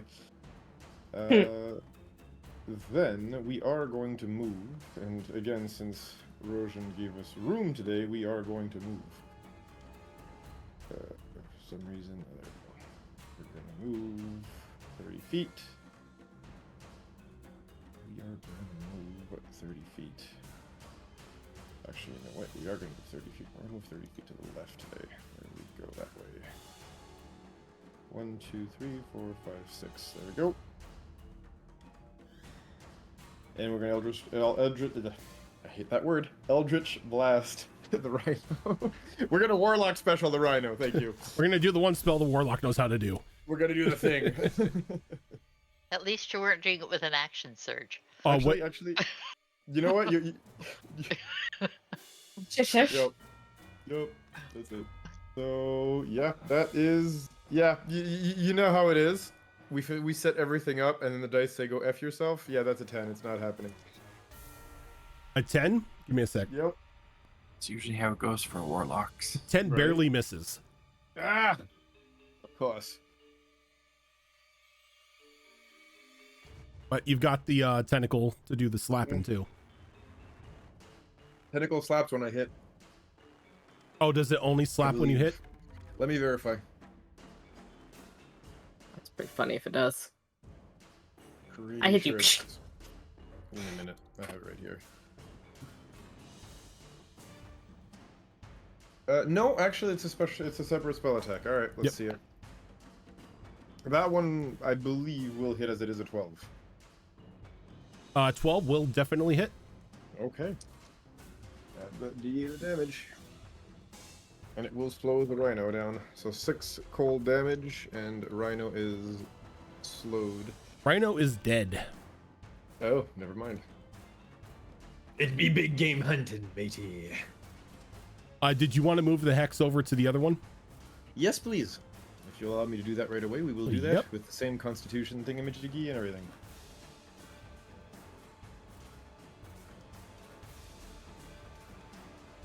Anything else? Nope, that's all I can do. Okay. Echo. Well, I had a plan, but then a thunder wave went off, and Echo is now terrified. Yeah, So seeing as she's how going everything to, within a 300-foot area can hear it. Yeah. So she is going to drop to the ground, putting her hands over her ears in a squat, as her eyes visibly widen and she starts shaking. Okay. All's fair. Yeah. And that's You guys have found her fear. and you know what? I'll give you inspiration for playing your fear. Oh, thank you. Shara. Well, I believe I start by getting a bit of healing, right? Yep, because you Yes. are technically in the conga line right now. So that is going to be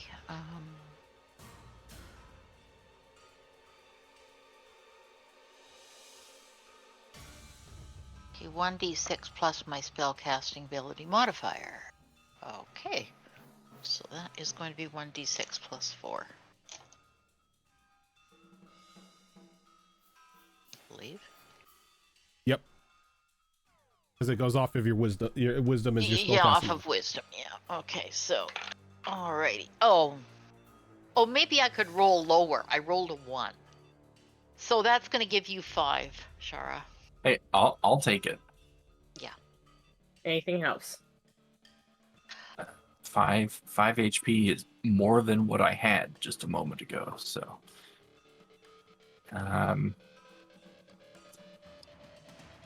Echo is clearly in distress, but I have no idea what's distressing her, and the immediate threat in front of her is dead.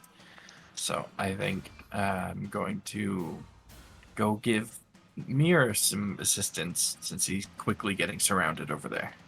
Okay. Would appreciate, yes. Good idea. I will move right up over to here, Okay. and I will attack the pile of moss directly south of me. Okay. And you know what? Let's reckless attack that, so we do it at advantage. Sounds about right. Same number on both die, and it's a terrible number. What'd you get? Thankfully that acts as a +8, so that's gonna be a 14 to hit. That'll hit. Okay, good. I'd have been real disappointed if it didn't. You're telling me this piece of grass has more than a 14 armor class? I wouldn't be surprised. Wouldn't be surprised. It's good damage, though. That's going to be 15 slashing damage, magical slashing damage. Nice. That is +1 charge for the axe, and that will be the end of my turn. Okay. So the rhino, being the rhino, is going to make an attack on Muir. But I don't think this is going to hit. I don't think a 12 hits you, does it? No, Okay. it does not. So it is going to miss with that gore attack. The plants.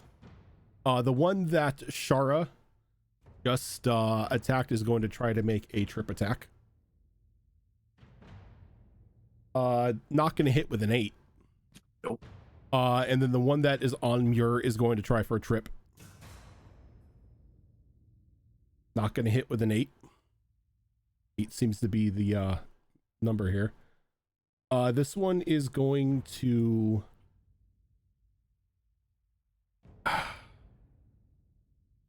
It's a plant. Let's see. Yep. It sees that somebody is currently on their knees in fear. So it's going to get an attack. It's going to get advantage on this bite attack. That's fair. Ba-ba-da-ba-da. 12 isn't going to hit you, though. Yeah. All right, and then the final one up here is going to shuffle on over the pearl and make a bite attack. That is going to be a dirty 20. That definitely will hit. It's going to be another 10 piercing damage. Okay. And then we go to Pearl. Okay. Well.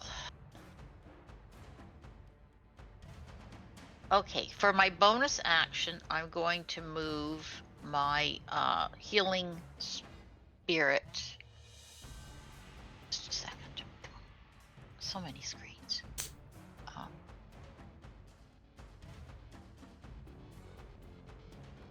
Okay.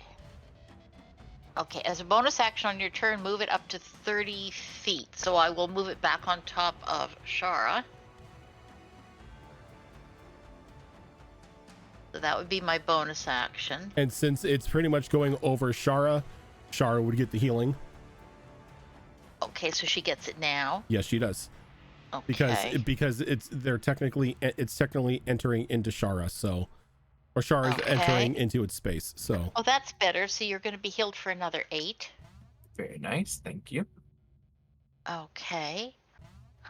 And then, okay.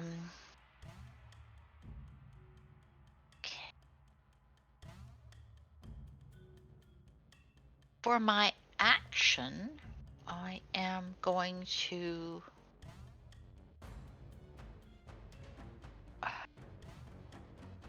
not going to be great damage, but because I don't have shillelagh on it.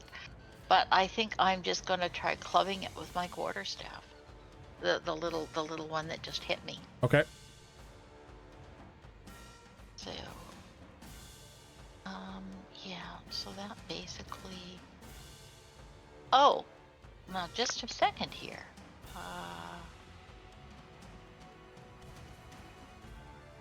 I can do it two-handed, right? Yeah. All right. So then it'll be 1d8 plus 2.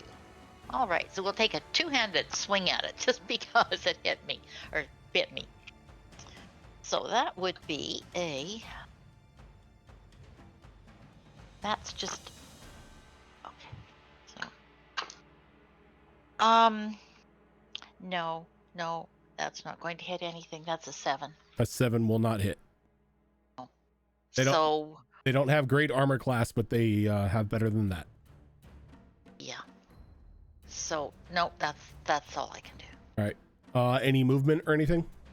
Well, if I move anywhere, I don't want to get out of range of it is the thing.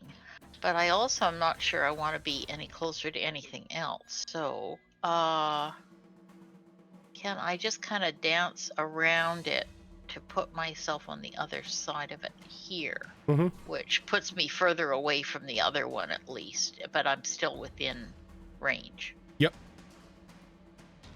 You could dance And around it and hope- like go between it and Cannonball to get to Well, I there. don't want to get in his way though, because I want to make No, sure but what he's I'm got saying a is like lot. you if you take that path, you're perfectly fine. If you were to take the other path around, the one on the bottom would get an attack of opportunity because you're like passing Yeah. through.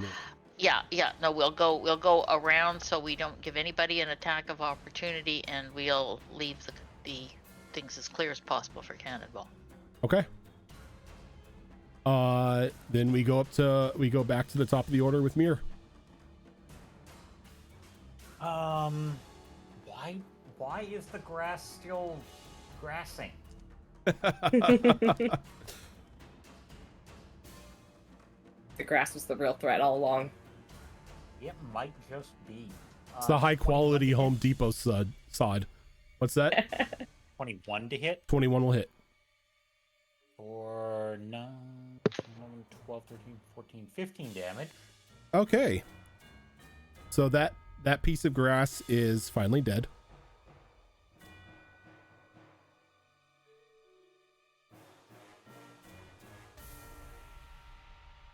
Funny, I could kill my lawn so easy. I don't know why this is a problem.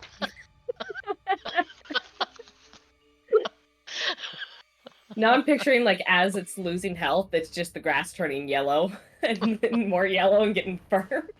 Where's Kyo's fire when we need it? Anything You'd have burned else? down this jungle a long time ago. I'm going to move to there. Okay. All right, Cannonball. All right. We are going to move, and then actually both me and the tentacle, well, both Cannonball and the tentacle are going to move. The tentacle, if memory serves, let me just check its movement allocation real quick. Where is it? I had it open 2 seconds ago, and now I cannot find it. 1 sec. Oh, there we go. It can move 30 feet. All right. Question. Yes. Does the tentacle have a hitbox? Does it have a hitbox? Like, can things hit it? No, like, can it walk? Like, Can it It pass goes- through people? yes, correct. Does it have a The movement hitbox? same rules would apply for anything else moving through a friendly Yep. space. You definitely can do it, but it would be difficult terrain, Cool. and that's for friendlies. What about hostiles? Hostiles, you cannot move through their squares. But does that mean things can't go through the tentacle then? That's true. The things cannot go through the tentacle because it's occupying that space. That could be very useful in the future. Good. Making mental note of that one. Yeah. Well, I'm pretty sure we can get there if only have 5 feet of difficult terrain. So Yep. we are going to simply slither our way around Echo, and yep. His tentacle Apologies. touched me. Yeah, it is extra viscous and goopy and disgusting. I apologize. I feel like I got like slug trail. Yep, pretty much. Okay, we're moving That's up good. She doesn't notice. 20 feet, if I math that right. Yeah. Yep. And we are going to attempt to Eldritch Blast the Rhino, and hopefully we get a couple of things done today. Here's hoping. So that is smack dab an 11. My dice are not cooperating Smack today. dab an 11 will Yep.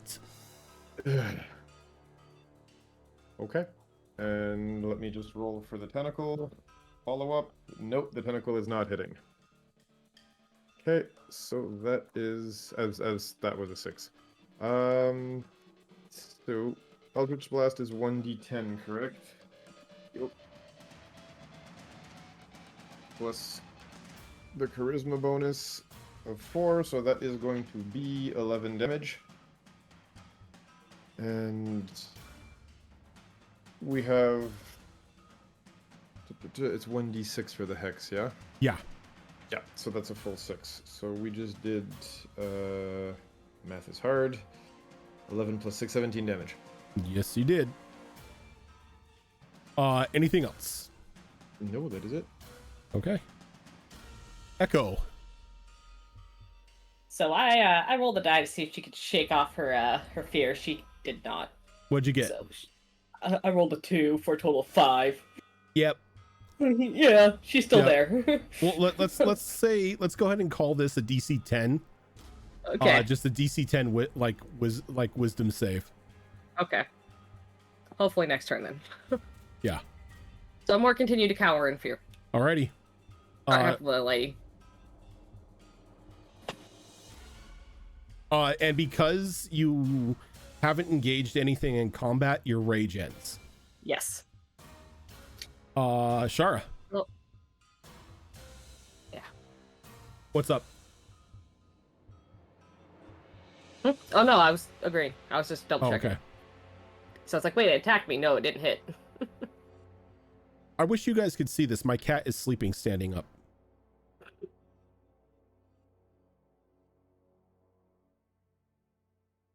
Oh, there she goes. She realized that she was standing up. She's like, no, I'm going to lay back down now. Shara, you're up. I'm gonna keep attacking the pile of grass. Alrighty. And we're gonna do a reckless again. Not quite a nat 20, but it is a 19 on the die for 27 to hit. That definitely hits. That is a little bit less than last time. That's going to be 14 slashing. 14 slashing, okay. The grass is still up. And I think that's all I'm going to do. I really want to drop into a frenzy so I can attack again, but this is only our first travel roll of the day, right? It is. Yeah, so I'm gonna hold off on that frenzy. I don't need a point of exhaustion right now. Okay. That'll be it. I'll stay where I am. All right. Rhino time. Going for a gore on Mirror. Mirror, did you make a reckless attack last time? I did. All right. That is going to be a 25 to hit. That will absolutely hit.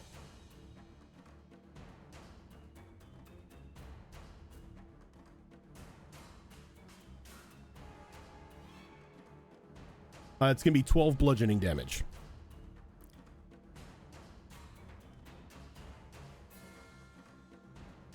And then for the grass, it's going to try to make another trip attack against Shara.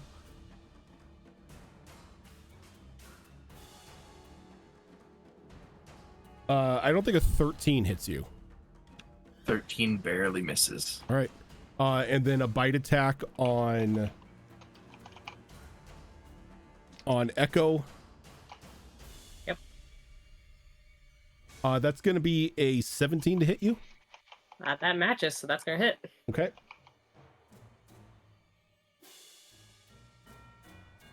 You're going to take 9 points of damage. Piercing. All right. And then an attempted trip attack on Pearl. That is going to miss. Oh, thank heavens. And we are up to Pearl again. Okay, so I don't have to move. My got two choices here. All right.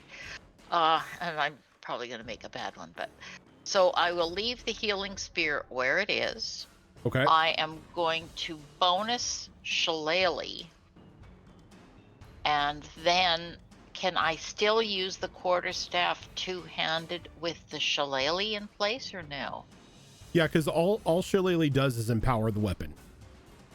Yeah, so Shillelagh actually it would convert it to a D8, but if I'm doing it two-handed, I've already at a D8, so So that's it would what be I'm a D10. wondering.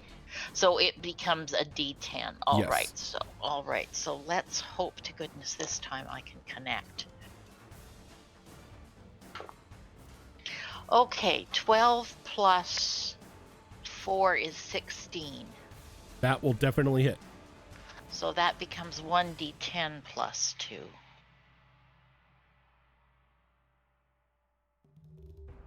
And that is a 3 on a d10, which is more disappointing than you can believe, but there we go. So, and that is a d10. Jeez. So that is 3 and 2 is 5. No, yeah. So Yep, 5. 5 damage. 5 damage. Alrighty. Anything else? Well, I really can't move out of range without taking yet another attack, and I don't.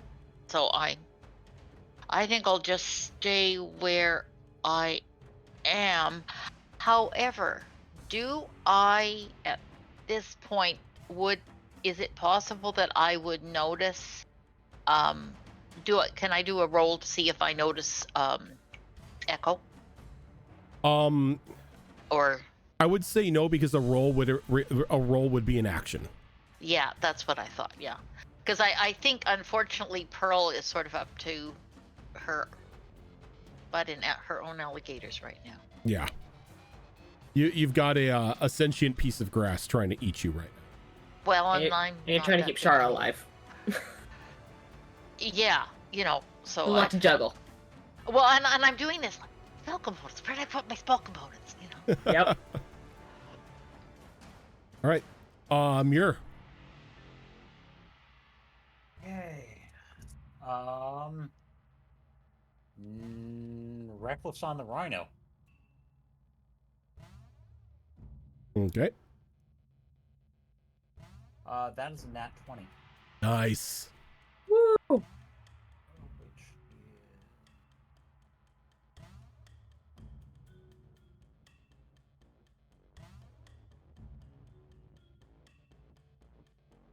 Are we at brutal point yet?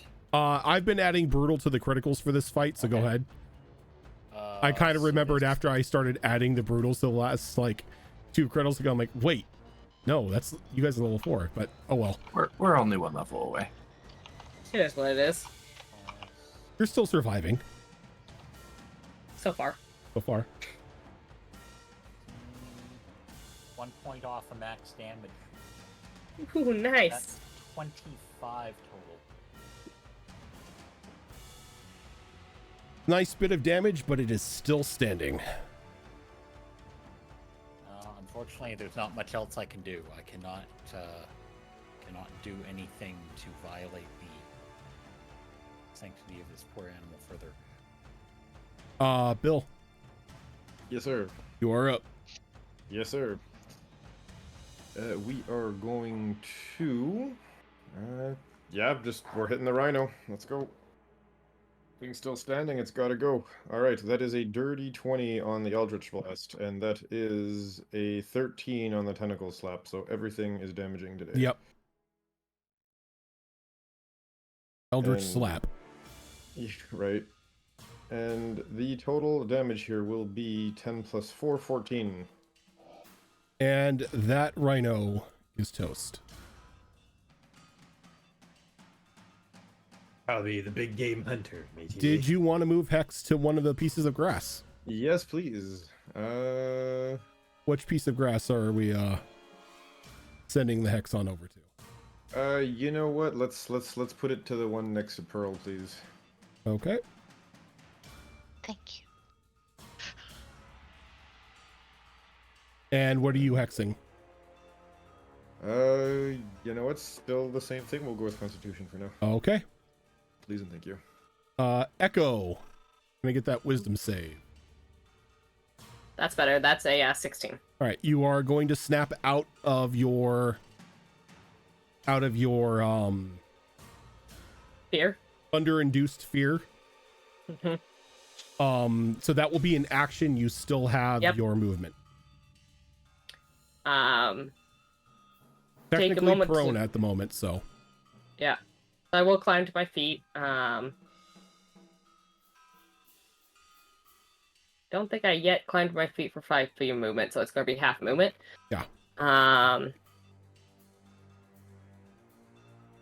And then I think she's just going to stay where she's at and just take a moment to reorient herself on what the hell is going on around her, because a lot's changed.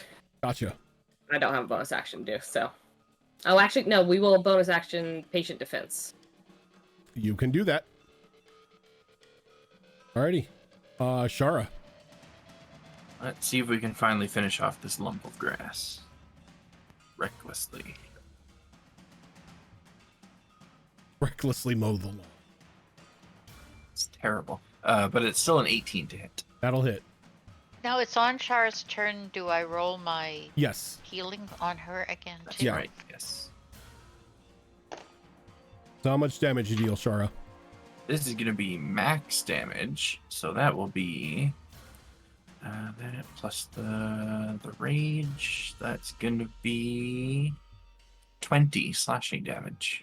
Yep, you obliterate that piece of grass.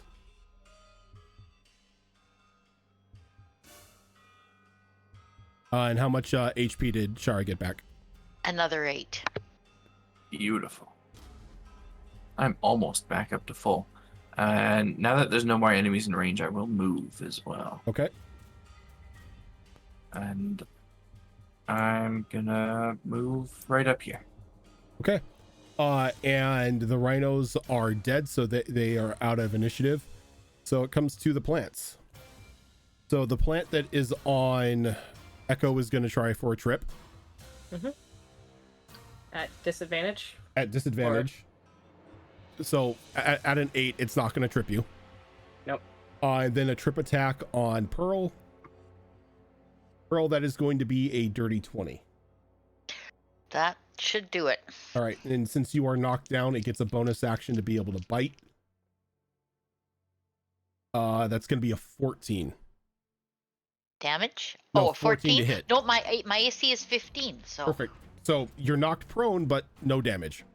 Okay, now, does that disrupt my concentration for a healing spirit? It does not, because you were just knocked down. You haven't taken any damage. Okay. But the trip attack itself doesn't do damage. It just takes you to the ground. So your concentration is still up for the healing spirit, and it is your turn. Okay, so do I still have Shillelagh up too? Is Shillelagh concentration as well? Let's see what Shillelagh is.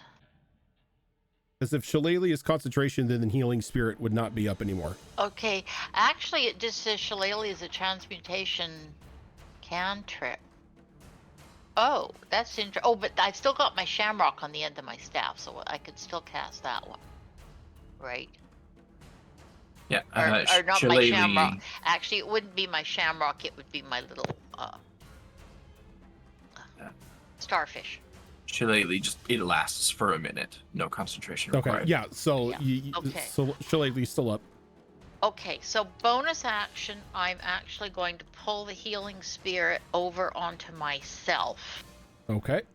So, and I get healed then right now. Okay, Because so it entered you pretty much entered it as it was moved over you. So okay, you would so instantly I get will healed. I'll be healed for 6, Okay. and then I am going to take another two-handed swing. Oh no, I have to use half my movement to stand up, And then you can use and then I can use my action to swing. Yes. Okay, so I mean, you can that make will it while be- laying down, and it'll just be at disadvantage. no, I'll stand up. So I mean, I'm short anyway. So that's a 15 and 4 is 19 to hit. 19 will hit. And that will be a 1d10 plus 4. No, 1d10 plus 2, pardon me. So that will be 5 more damage. Okay. Chipping away at it. Anything else? Hunting for herbicide? I'm done. The planes are fresh out of it, unfortunately. Muir.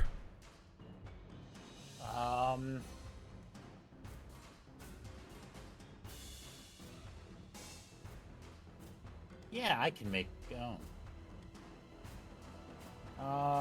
Let's assist our monk.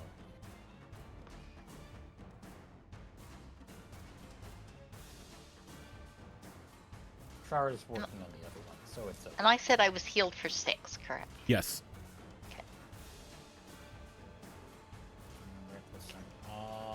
That's not great. That's 13 to hit. 13 hits.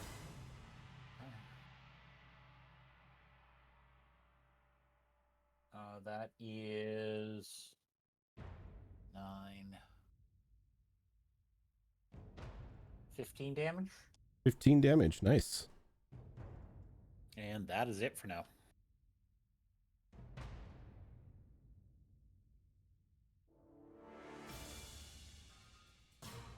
All right. Cannonball.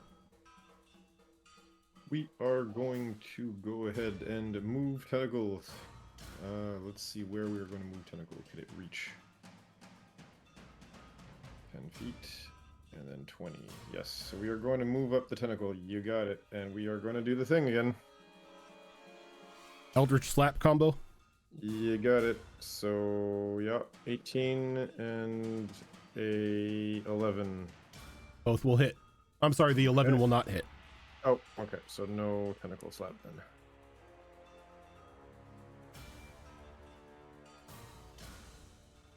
And that is going to be a 4, 5, and a 4, so 9 damage. 9 damage. Mm-hmm. Still up. Perfect. Echo. Time to stop being useless and start punching things. I'ma punch the grass. Yes. Not sure The what first that one's has going to- to be a 24. Yeah. Look, the grass pissed me off. The grass is vigorously punched. It's going to be 9 bludgeoning damage. All right, so that grass is dead. Oh, before I forget now, I'm going to take another drink off my punch drunk. Okay. See what it does this time. It's going to be a 4. A 4. Okay. So you take a drink and you feel good. Give me a D4 rounds or a D4 to roll. Okay. 2. 2. For the next 2 rounds, you regenerate 1d4 HP on your turn.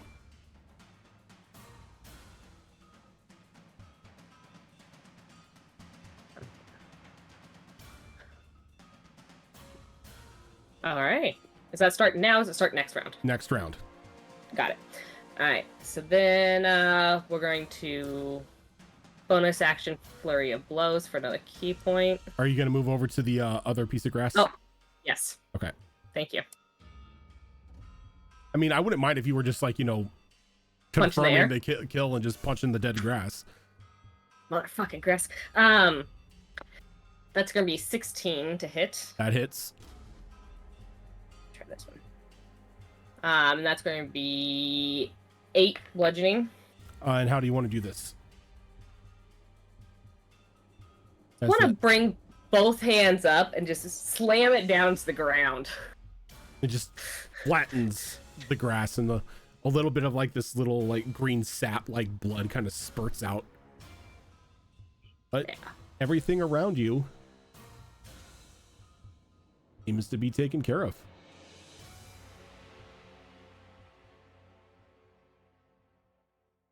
Awesome.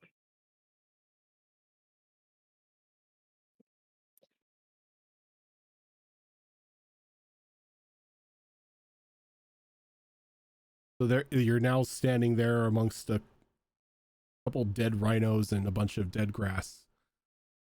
Little beaten and bloody. Some of you worse than others. Where I start catching my breath and go, think he might want the rhino horns?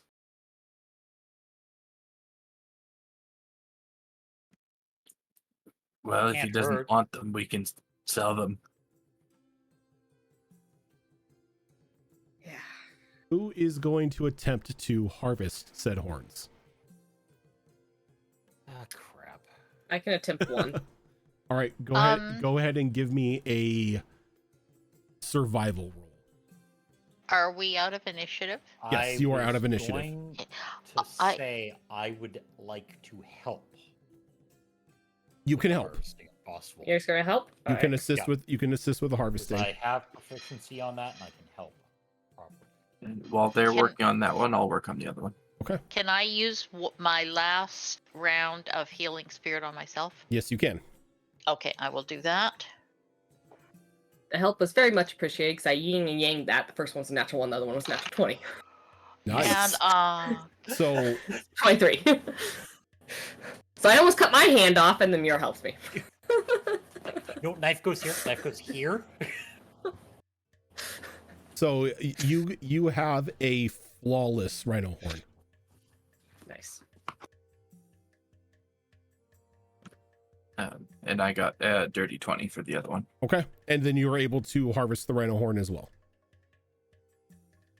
Jinka's technically with us, right? So we can shove him in her bag of holding? I'll allow it. Yes. We could just give them to my crab as well. Yeah, I'm more crab worried can- about getting him Yeah, back we're from not we're Crabkins. not getting it back if the crab gets. Technically, the bag acts as a bag of holding, so anybody can reach in and grab it. Hey, anytime I've asked the crab for something, they've given it to me. Uh-huh. You and the crab are buddies. Alright, we can put it with Crab. We can let Krabbykins take him.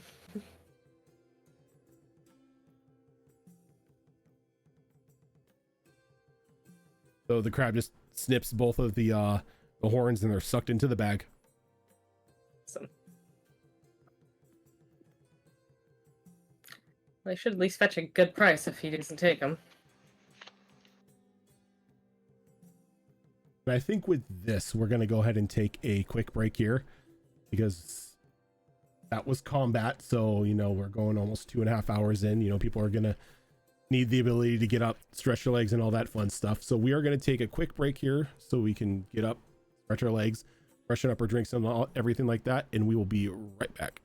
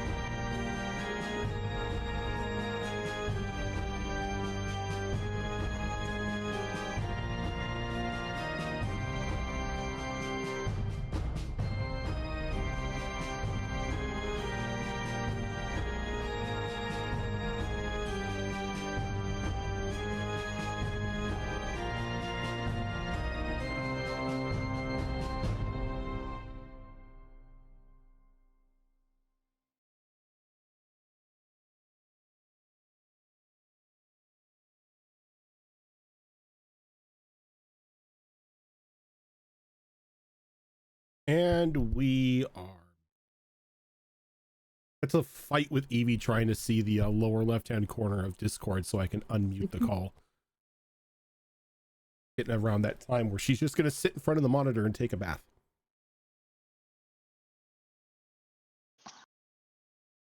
But we are back. She is a cat. She does what she wants. Yep. Well, because she knows that, it's getting close to bedtime. So it means she must disrupt whatever I'm doing to inform me of such. Mm-hmm. Just in case you were wondering. How dare I have fun, right? Mm-hmm. Back on. So, at some point in all of this, Pearl is going to start inquiring if anyone has seen her spell component pouch.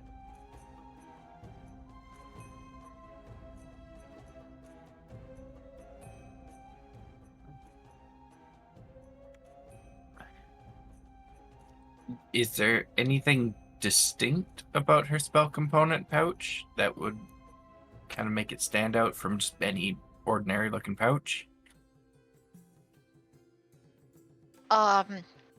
Being Pearl, I would think that she probably, it might be blue. Okay, let's say it's blue, because that's her absolute favorite color, and it has a little drawstring, and at the end of the drawstring, there's a little starfish shells.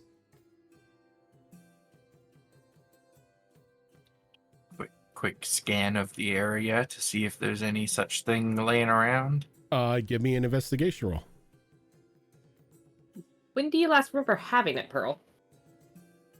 Well, I was trying to remember when I last cast a spell that used it, but I mean, it's sort of one of those things where it's with my gear, and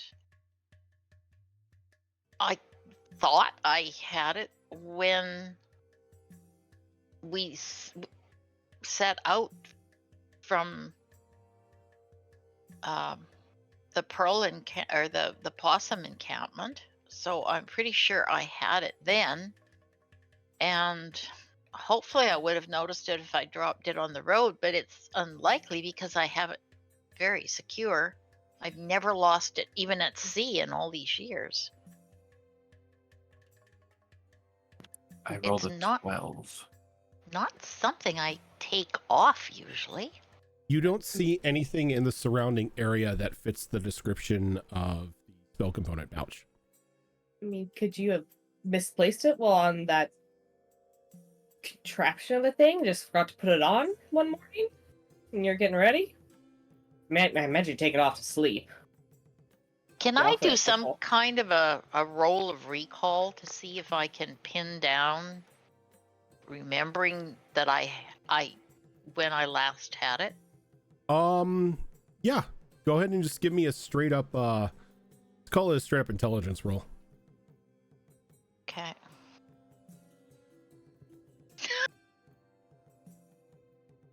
Oh no, I got a 1. The dice. There's a sudden shock in your mind, and for the life of you think you left it back at the compound.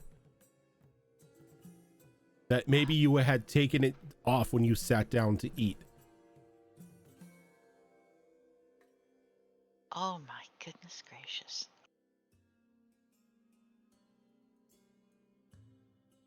Maybe I left it back there? Does anybody remember seeing me wearing it? Oh my goodness gracious, I can't believe I would be that absent-minded. Well, I can, but... I mean, your coat kind of usually covers all your pouches and knickknacks, and I don't know if I'd really notice if you had it or not. Yeah. I mean, I don't really know how any of this stuff works. Is there something you could use as a replacement in the meantime? Well, I only really need it when I'm casting certain spells, and I noticed it when I went to cast Moonbeam, and I just couldn't find it, so that was why I cast Thunderwave instead. Moonbeam would have been so much better, but that's where that awful noise came from? yeah, that was me. It's part of the spell. Oh. That spell is terrifying. Oh dear. Oh, I'm so sorry. Is it terrifying if you know it's me? I mean, I don't think it makes a difference. Thunder is thunder. But it's sort of thunder for me, though. I mean, I wouldn't hurt you. Thunder doesn't typically hurt people. It's all the stuff that comes Okay. along with thunder that hurts people. Like lightning T-Rexes. Yeah. Very true. I Oh, dear. completely thought that maybe that T-Rex had appeared. Well, I can just not use that spell. I mean, do what you need to do, but Well, no, but I mean, if it upsets you that much, that's not good. And I mean, even if knowing that it's me doing it is still going to upset you, that's also still not good. I've been this way for as long as I can remember. I just have never liked the sound of thunder. Oh You dear. used to have to coax me out of the closets when I was a kid. Oh my. Well, I can fix that after we have a long rest, but oh dear. Well, I can't fix the fact that I mean oh, yeah, this is these terrible. I couldn't even create good berries. Oh dear. are these components things you can pick up in the forest? Oh my goodness. Oh, goodness, my goodness, my goodness. Or like if there's specific components or something that you need. I mean, maybe the crab has got some of that stuff tucked away.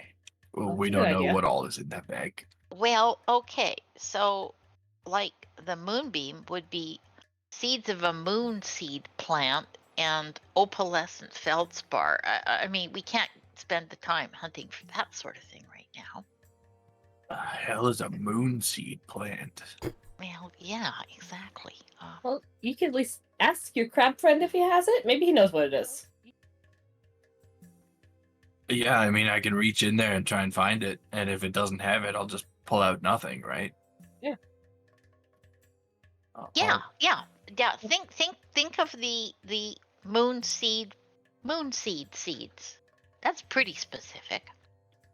That's Reach a good place into to start. the crab's bag and try and pull out some moon seed Seeds. plant things. Talking XP, thank you for that raid. And while you're doing this, Pearl is launching into an explanation in some detail of what a moon seed plant looks like. And Shara's just got like the most Glazed over. checked out expression So, on her face. You reach into that bag thinking of moon seed plants, and you come out with a handful of nothing. Oh, it was worth a try. Sorry. Well,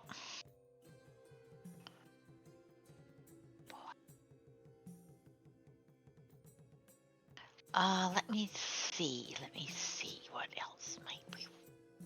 I mean, it else sounds is like Char, you didn't quite know exactly what these seeds are. Maybe I Pearl should still put her don't. hand in. So it works for anyone, right? Well, Yeah. the good berries would be okay because I would actually just be able to, I've got my little shells on my staff, so I'd still be okay for the good berries, but can I put my hand in and try to get more than one thing at once? I mean, I've never tried, and I've never had a bag like this before, so I couldn't really tell you yes or no, but I mean, you could try. Just be aware that the chances are fairly high that you'll get pinched anytime you reach into the bag. Well, I mean, it's not like gonna, kill you or anything. It's just like, oh, shit, I wasn't expecting that. so I mean- how specific do you have to think, or like, could I just think spell components, or does it have to be more specific than that? I really couldn't tell you. I just kind of been winging it with literally everything that I've done since we've met. I mean, maybe we could coax your crab friend out and we can just ask him. He has to. We can kind of understand him. Yeah, I mean, we could, but also, he is just a crab. He's an awesome crab, but like if we gave him a list of stuff, I don't think he'd get it. He might just steal the list, honestly. Well, maybe we could offer him a trade so he doesn't pinch Pearl. You're welcome to try. Just don't get your hopes too high.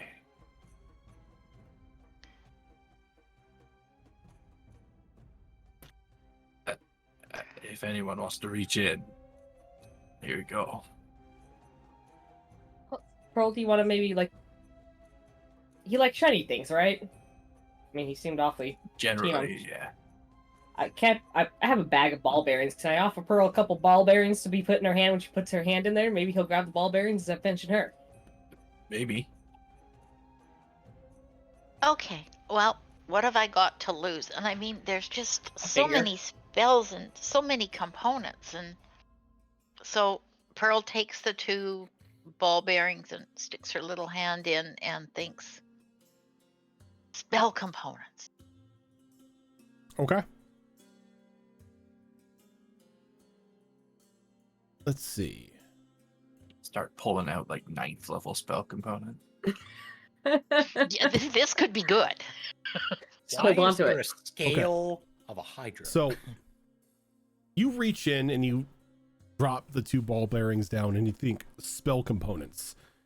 And you sit there and you're like fumbling around the bag trying to grab anything. And you feel something pushed into your hand. And as you grab it and you pull it out, it's your spell component pouch. Oh, Oh, look at that. You found it. well, or the crab made me a whole new one with everything in it? I don't know. Wow. Or It maybe sure looks familiar. maybe the crab like created a portal or something in the bag to where your spell components were, and then it retrieved them for you. That's amazing, because I would have sworn at this point I left the whole thing on the table at supper. Or the more logical answer is the simplest one. It's magic and we don't understand it, right? I get you. Sure, Shar, sure. Give Shar a pat. Just letting So- that one go. So Pearl opens the bag to check to see if the things that she can remember that she uses and needs the Everything's most in there. often are there. Yep. Your spell components are there. Have to Well, be this packed for a is- druid. This is amazing. Do I find any spell components that are for higher level spells? You do not. It is just your spell component pouch. Just my spell. Well, my goodness. That truly is like magic. So Pearl takes it and she puts it back on her belt and she ties like about 20 knots in it. All the way from the end of the bag, all the way, pretty much down to the little starfish on the ends, the tassels. I love how none of us are blaming the crab. Shara's over here actively covering for the crab Yeah. because Shara knows that it got something. Yeah. Yeah, she saw it sneak its way back.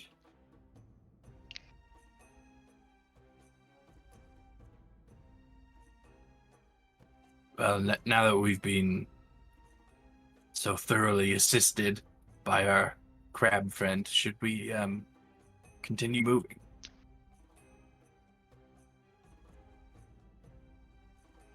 I mean, that is the question. I mean, I Well, don't the want to stay in an whole, open field tonight, so the whole battle would have taken what? A few Less than a minute. minutes, A and few then minutes, just yeah. however long to get the rhino horns. So, yeah. Muir, you are the expert on our land travel. You want to take it away? Sure. What are you rolling?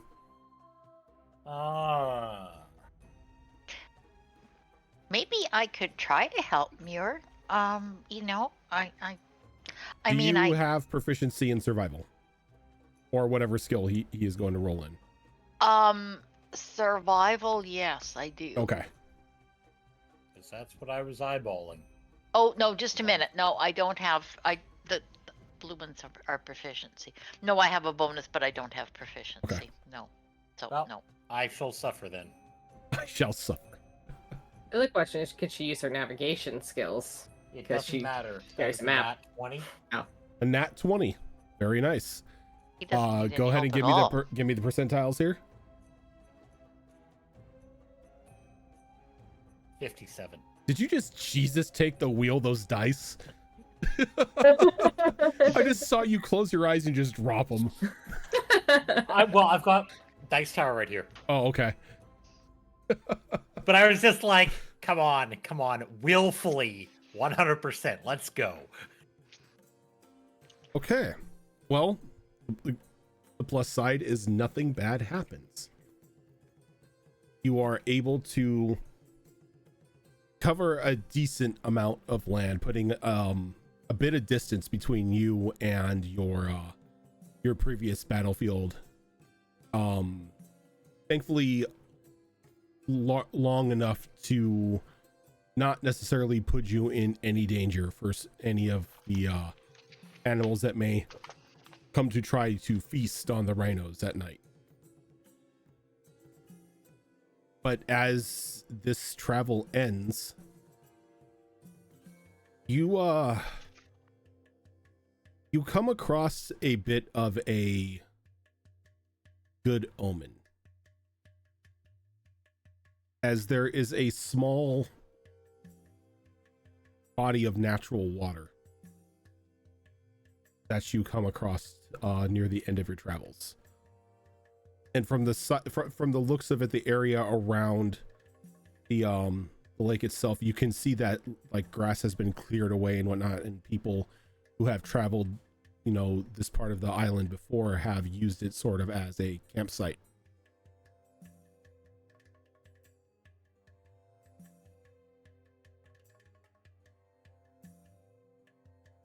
Now it is up to you if you wish to make use of this campsite or if you want to keep pushing on throughout the night. I don't want to meet Bertha. I think we should camp. Betsy. Bertha's something Sorry. else. I don't want to meet either one of them. Yeah, neither are high on my list. I think we should make use of our opportune campsite. Yeah, Shara is just like tossing her bags and stuff off to the side, and she's going full sprint and jumping straight into that water. No. Let me see. No.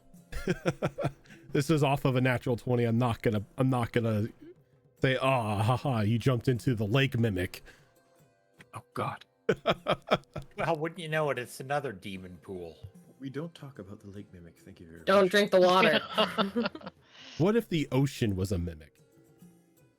Yeah, I won't That's drink the what's- water. I'll just But breathe the water. That explains it after all the bodies we've been throwing overboard.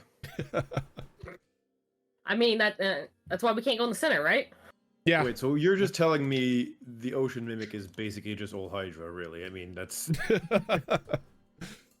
So you Yep. jump into the spring here, and it is cool and refreshing.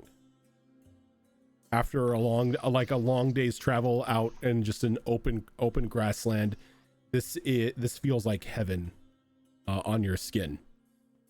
Yeah, I don't know all the biology of this race, but I assume they're like actual sharks where they have really thick skin, and so like regulating body heat is not a thing that comes easy to them, which is kind of why she's been really slow and hanging back the whole time. So the faster sharks move, the faster they heat up. Mm-hmm.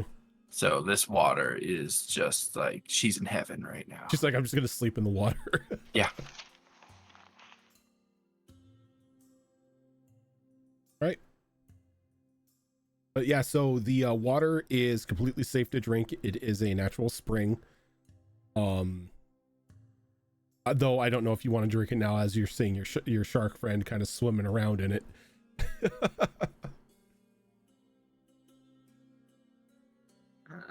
I do want to Fine, I'm continue clean. my whittling project that I'm working on. Yeah. Or What do you- determine exactly what that is. What are you doing for food? Is anyone going to try to brave the cooking pot, or are you just gonna rely on rations tonight?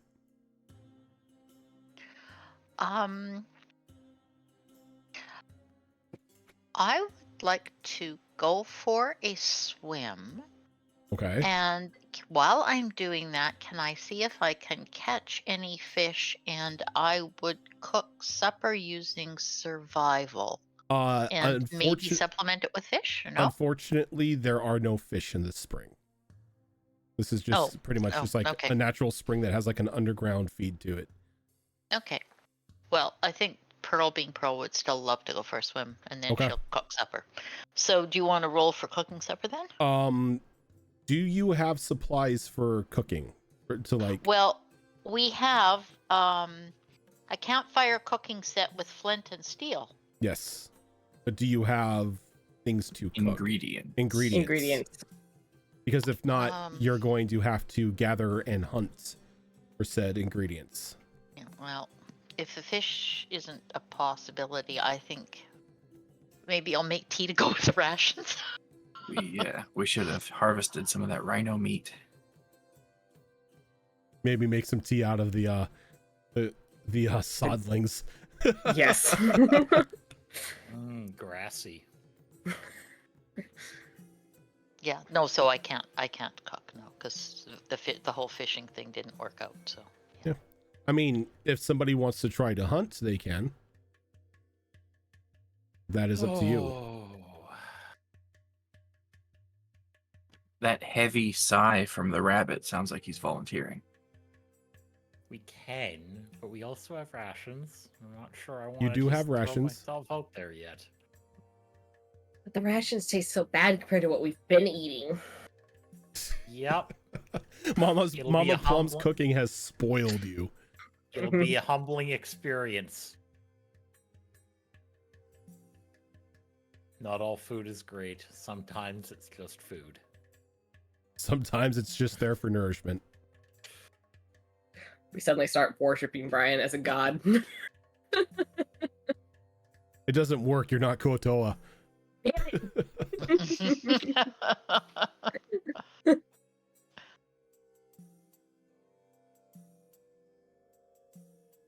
So I take it it's just rations for tonight.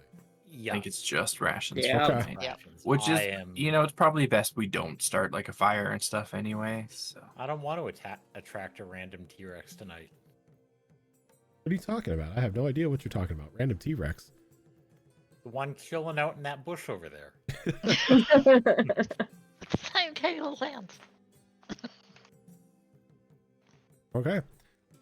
So are you preparing a fire for the night, or are you just leaving it dark? I'm in favor of just leaving it dark, but I am also very literally just going to sleep in the water as well. So that's on you guys if you want to start a fire. I'm fine with leaving it dark. You know what? Same to me. Cannonball's just gonna hop in the water. Like everybody who can breathe water is just hopping in the water. Yo. Hmm. I mean, I can just hold my breath, but something tells me when I'm unconscious that might be a little hard. Yeah. 8 hours, it might be a bit. Oh, I have But if- unmeaning breath. I can hold my breath forever. Oh, But I really? have Wow. But unconscious. if we're all in the water, that doesn't leave many people to help with watches. So we need one more person for watches. Also, you know, lightning T-Rex, you're in the water, then That's what lightning resistance is for. sure that's how it Uh, works. Yeah, totally. It's gotta know that we're in the water, first of all. I mean, this is true. That, or it just has this aura of electricity and it's just coming over to get a drink and At just that point, we're happens screwed. to electrify the I pond mean, look, while look we're at that point, bro. The universe. This has is why there's decided- no fish. Right. Yep. I'm more find some sort of rock to post up at and sit. I will take a watch. I don't care which one. Yeah, Pearl will be responsible, and after having a nice long swim, she will come back to shore and offer to do a watch as well. Okay.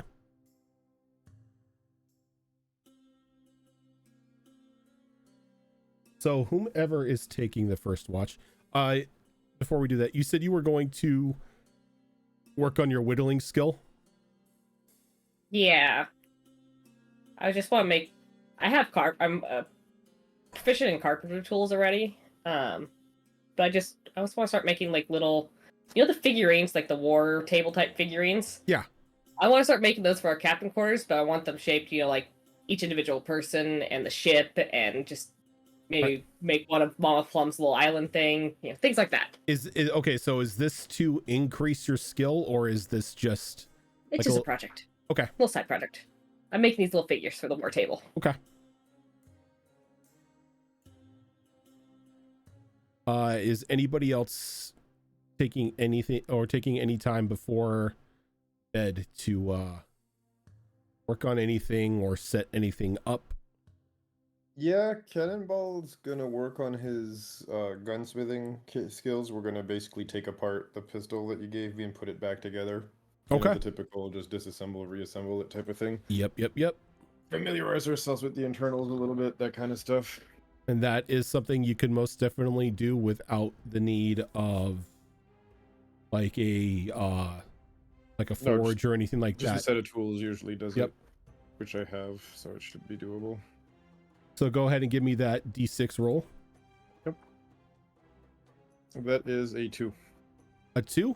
Okay, so that is going to be another that's going to be another 1 tick off the clock. Okay.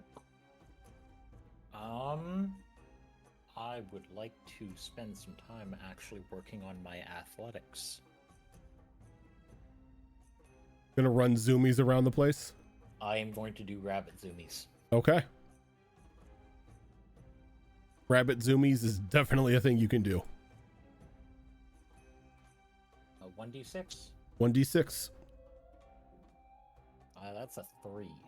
A 3. Okay, so that's going to be 2. 2 more Perfect. ticks off of your clock. And actually, can I change my mind and actually to make that for to go to expertise in my carpenters? Yes, you can. Stuff? So Okay, you that's can- 75, right? Yes, that is 75. Okay. You just want 1d6, right? 1d6. 4. Or that's going to be 2.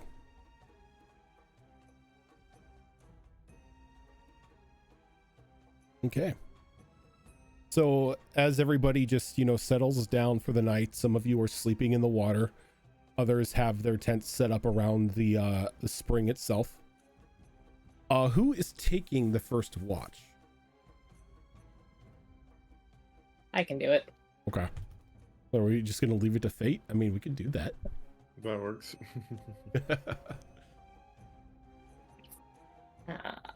So it's Echo and Muir and myself that are on land. Yeah. And then Cannonball and Shar are sleeping in the spring itself. I'm just going to park myself up on a perch and I'll use perception. All right. Do you have dark vision? I do. You do. Okay. So you can make this as a normal roll. Not bad. My perception. That's going to be a 23. Okay. And an 87. 7 to 23. So throughout the night, every now and then off in the horizon, where your dark vision can reach, you see a couple like medium-sized animals sort of wander by in a pack. It kind of looks like a antelope. Your best guess. You can't really make out any details about them, but they don't look to be anything resembling a prey creature. So it doesn't really cause much of an alarm. But yeah, just basic boring night. Nothing much happens. Alright. So, I'll wake up. I think Mir was taking a watch, right, Mir? Mm-hmm. Alright, so I'll wake him up next. All right, Mir. What are you doing? We are gonna run this watch on not zoomies.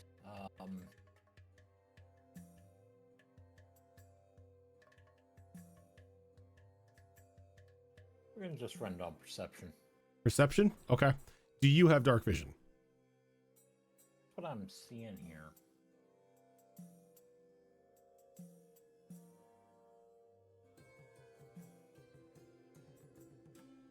I've got many things. Dark vision is not among them. Okay. So go ahead and make the perception roll with disadvantage.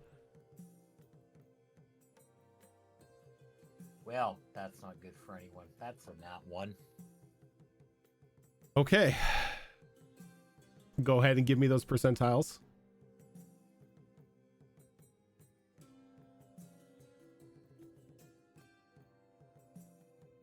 $76. Okay. A nat 1 and a 76. Ooh. Suddenly a T-Rex shows up. Making good of a bad situation, hopefully. Yeah, it's like, well, one of those isn't horrible. Hey, Mir.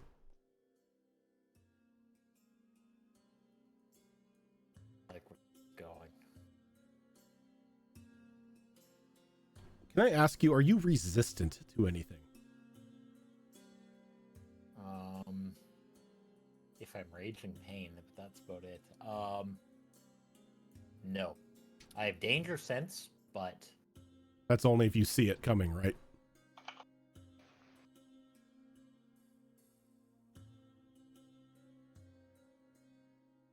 yes. Okay. And you were second watch, right? Yes. Okay.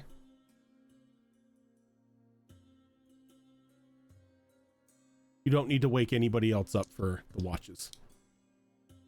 Oh.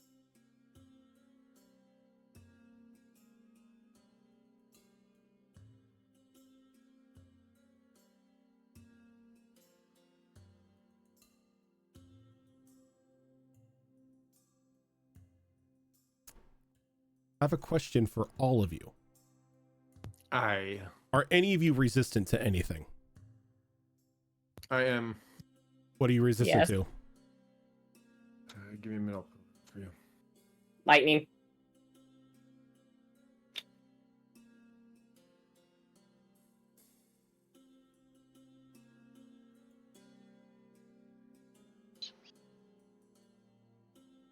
I have to dig for mine. Just give me a minute. All good.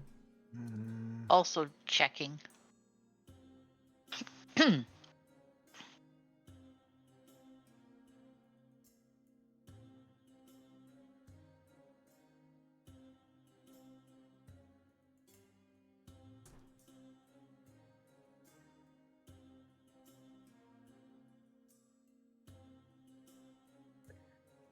a sec here. Because I know I get cold you- resistance. I just don't know if I have it yet. Water ganasis are resistant to acid. Siva. Yeah. Yeah, there it is there. Okay. Resistance to acid damage, yes. I was trying to see also how far I could. Like, I've got a note here that I've got dark vision, which seems odd in a way. So no, that's at level 6. I am currently not extra resistant to cold, actually. That's Okay. later in the build. Perfectly fine. So the night passes. Oh god.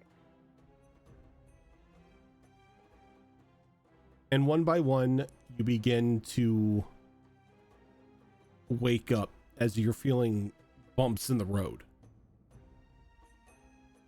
And then you, like, as you're slowly coming to, you feel a little hung over. Got a little bit of a headache. For you heavy drinkers, it feels like you know, had a good night of bar hopping the previous night. I swear that pool was not filled with rum. But as you slowly come to, you find yourselves stripped of all of your belongings. But sure as hell feels that way. Pretty much down to your small clothes. And you Oh, are God. bound and gagged I mean, in a cage. that's their problem. Cannonball in his small clothes? I don't know, man. That just sounds like a bad idea. Yeah, Well, but look, now they get feared. Look, if your character doesn't have small clothes, then, you know, that's up to you. the question I is, mean, does he or does he again- not have a shirt on? And can we see that giant eyeball embedded in his chest? Good question. I mean, does Cannonball have small clothes, or? I mean, yes, he's not that much of a barbarian. I resemble that remark. Wait, Right. Now the question is when you went to sleep in the water, did you go in with your clothes on, or did you take those off? Knowing Cannonball, he would have gone in with. He doesn't give a shit. This is true. Okay. Pools can dry. So again, up to you if your character has small clothes or not. If you have small clothes, you have small clothes. All right. But anything of importance, your gear, your equipment, your armor, everything like that has been removed from you. And you are in this rickety looking cage on the back of a wagon that looks like it's on its last legs. Along the sides of the cart itself are these lizard people dressed in like these light blue flowing robes, and others in this light blue armor. There's even a couple of them who are quadrupeds, almost like a centaur lizard person. Armed with various weapons from scimitars and spears to bows, and a couple of them have some stabs. But they seem to just be slowly guiding you in, I'm just going to say, an eastward direction, which you assume is eastward.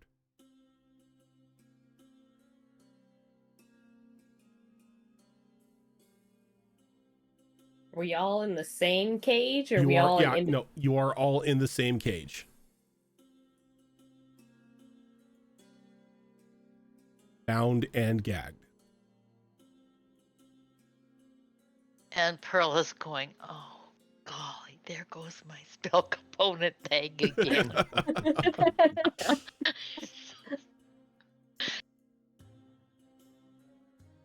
Presumably, she's lost that too again. Yeah, and like you don't have anything on you aside from small clothes.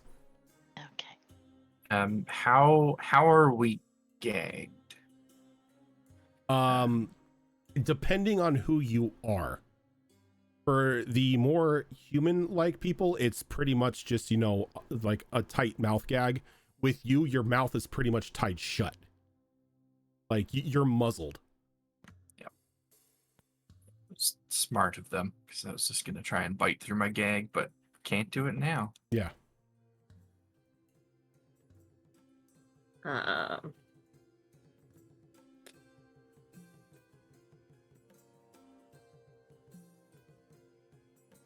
yeah, The that's working for me. cage that we're in, is it like a metal cage, or is Yeah, it like the strung together with wood? Or the bars themselves look to be made of iron, so not really great iron. It's like almost like pig iron. It's not.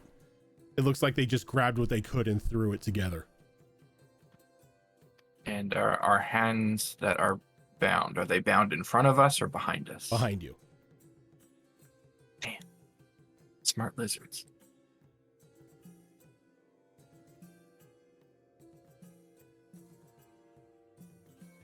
You can see a couple of them every now and then sort of like looking in and peering at you.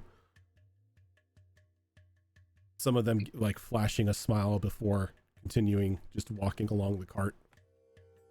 I spot one of them looking in. I'm just gonna lock eyes with them and like furrow my brow, like, oh, I'm awake now and I'm not happy.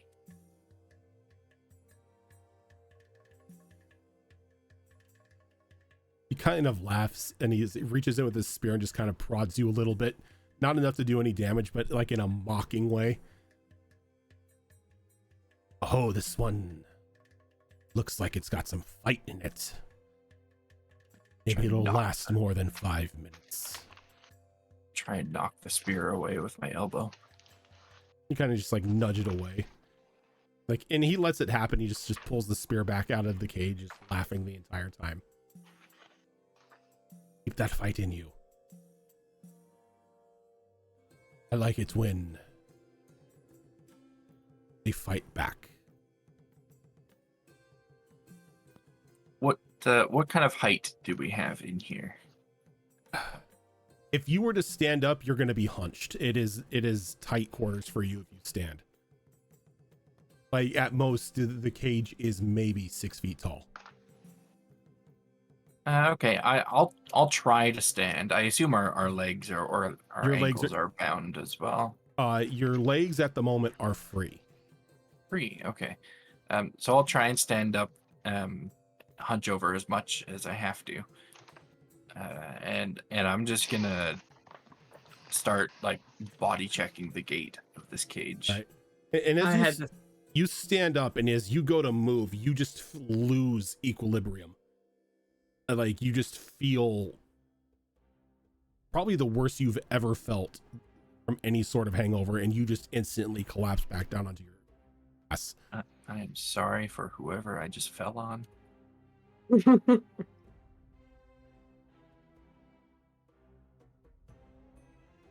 We can't really protest though because Yeah. mouths are shut or gagged.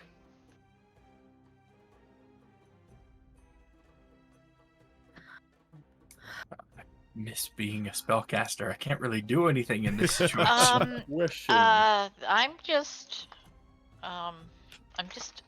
thumbing through here. Can I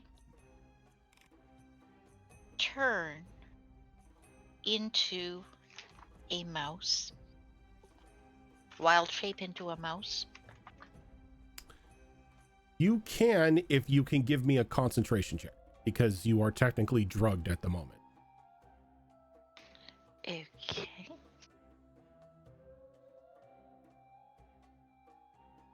And actually, just a minute. I think just let me check something. Maybe it's a rat I want and not a mouse. I will say, go ahead and make it a. We'll make it a concentration check, DC of 15. Oh boy, that ain't looking good. When you have a minute, Rojan, I do have a question after this. Sure. Oh, and I don't get to add anything to that, do I? Constitution is for concentration. Constitution, so I can add +3. That gives me a 17. A 17.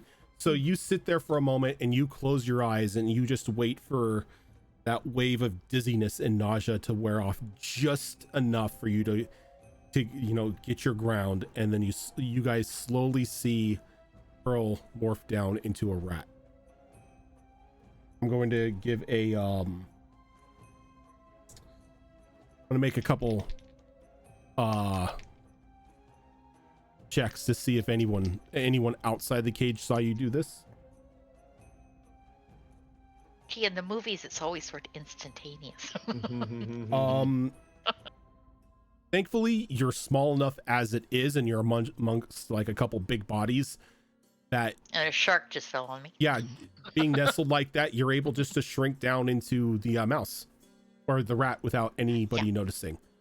Mm-hmm. And as that happens, because your body shrinks, the bindings come undone around your wrists, and like you're able to slip out of the gag.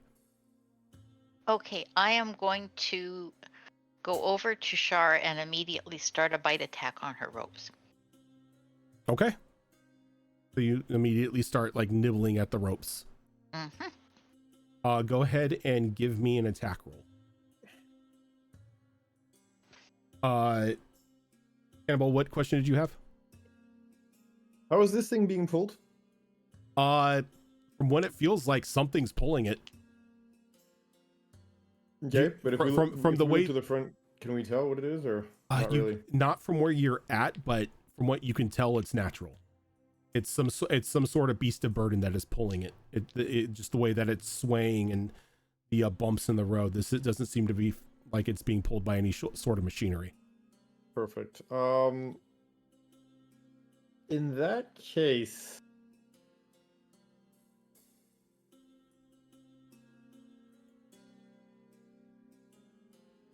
we're gonna wait for Pearl to be done her thing, but we do have a backup in case things go south. Alrighty. Pearl, what was your attack on the ropes? Okay, what do I get to add to that? Anything? A rat's bite attack is +0 to hit, and it does 1 Yeah. damage. Yeah, so 9. 9. You start nibbling at these ropes, but they're made out of a decent material. Like you start nibbling and you get like a few strands like cut free, but not anything that you feel would in any point in time when you would be able to chew through. Okay. Like if you spent like maybe like a half hour biting on these, you might be able to get through them or loosen them enough for Shara to get free. But it's definitely going to take some time.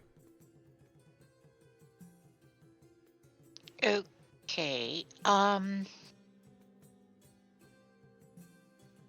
Can I look around and see what kind of material the gag on Cannonball is made out of?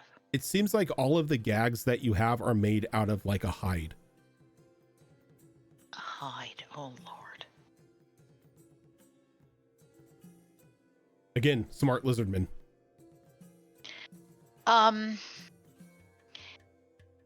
Does it look like? Okay. Oh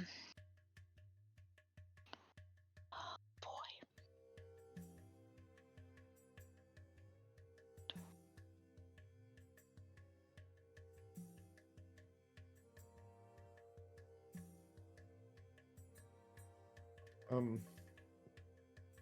Okay.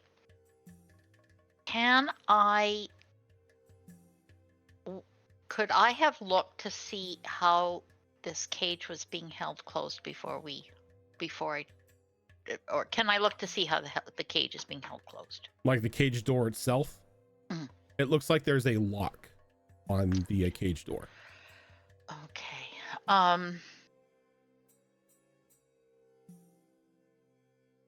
I'm just pausing and thinking at this point. I'm just and nibbling. So, if it's all the same to you at this point, I'm assuming my hands are bound together, yes? Yes, bound and behind your back. We're going to,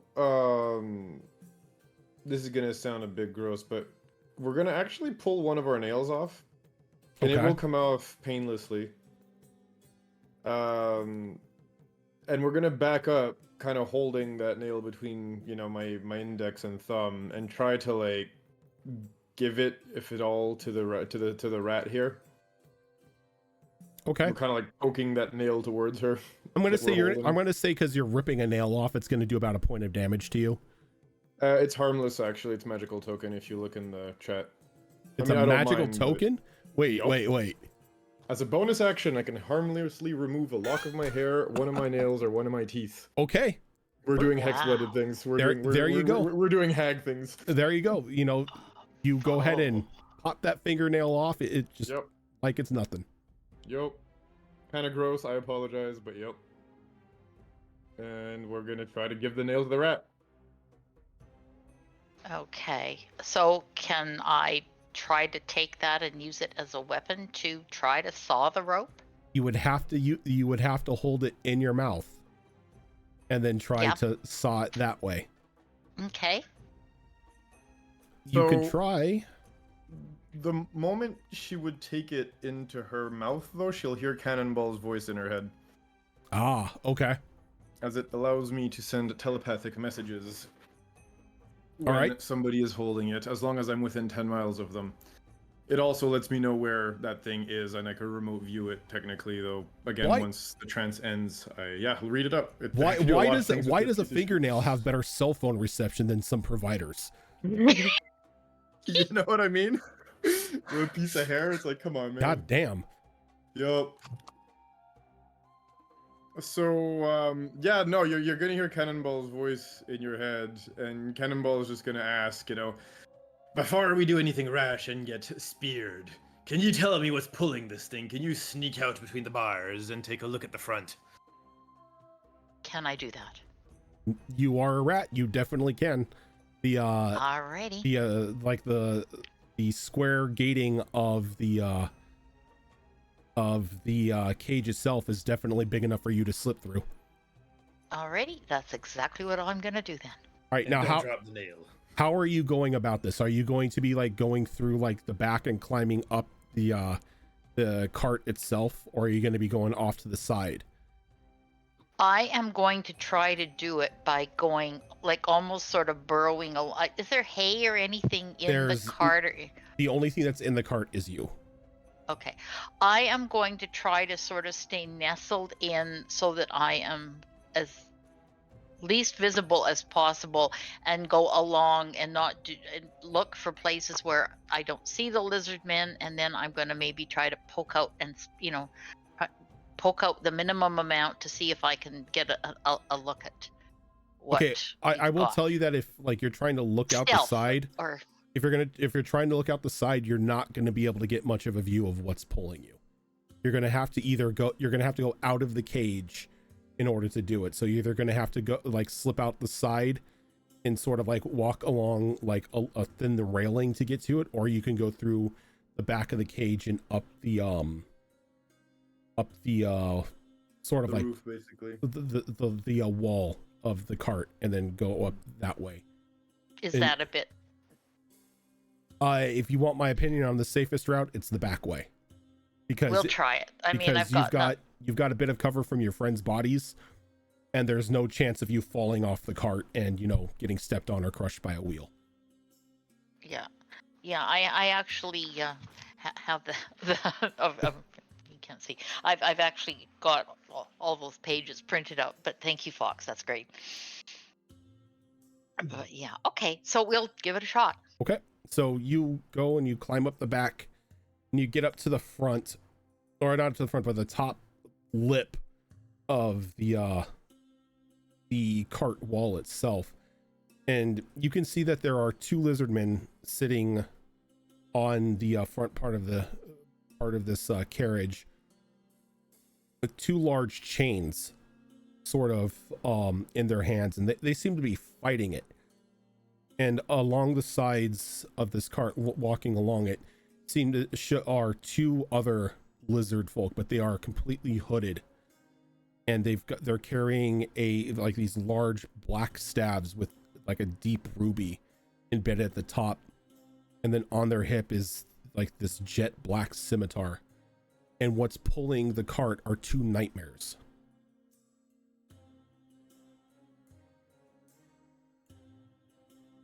Okay. So I keep my intelligence as a rat, right? Yeah. You keep anything that's So- mental. Okay, so as I'm taking this all in, I'm mentally You're still telling. you are still Pearl. Yeah, I'm mentally telling Cannonball what I'm seeing. So what are these things, matey? What's pulling us? And I'll tell him it's nightmares. Nightmares.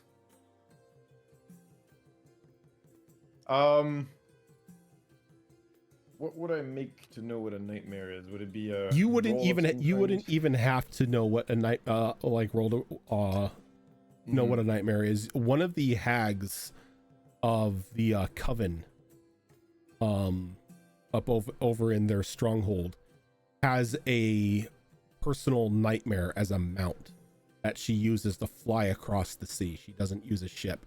And what it is this jet black horse with this like bright mane of what almost looks like hellfire. And ye said, matey, that they're straining to control them with those chains, right?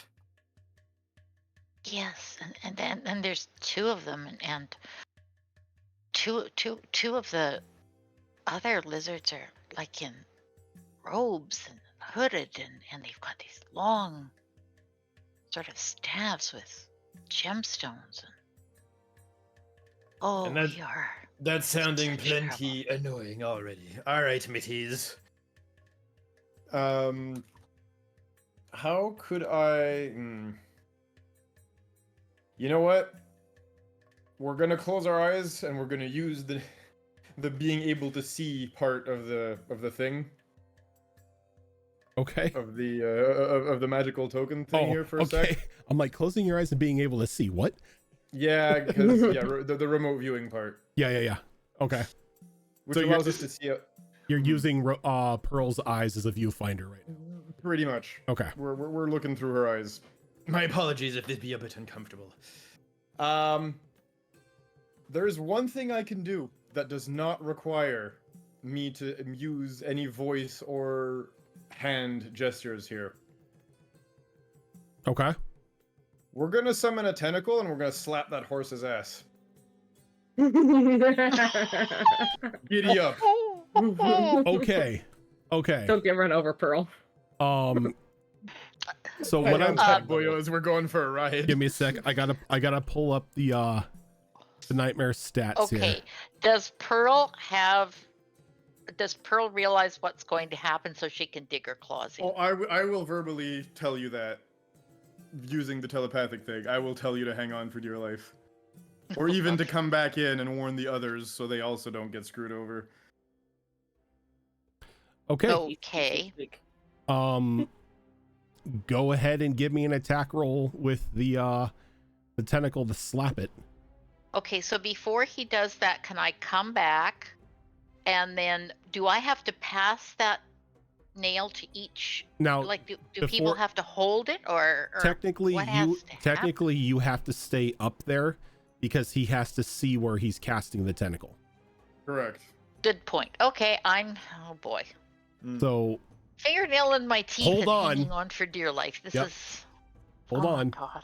Go ahead and give me that the tentacle slap. That's a 15. It hits. 15 believe. hits. Yep. If I remember correctly. Nightmares For only have a nightmares. 13 armor class. Yep. So giddy up. Okay. Let me roll something here.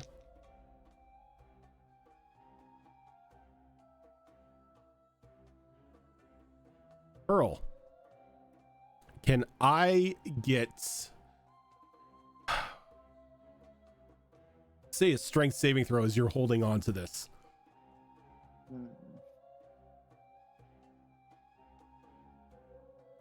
Okay. On the bright side, if I fail, at least I'm free. Oh Lord. Okay. There's options. There's always options. Oh, this isn't looking good.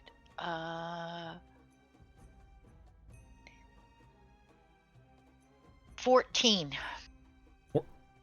Rat save is a 14. Dang.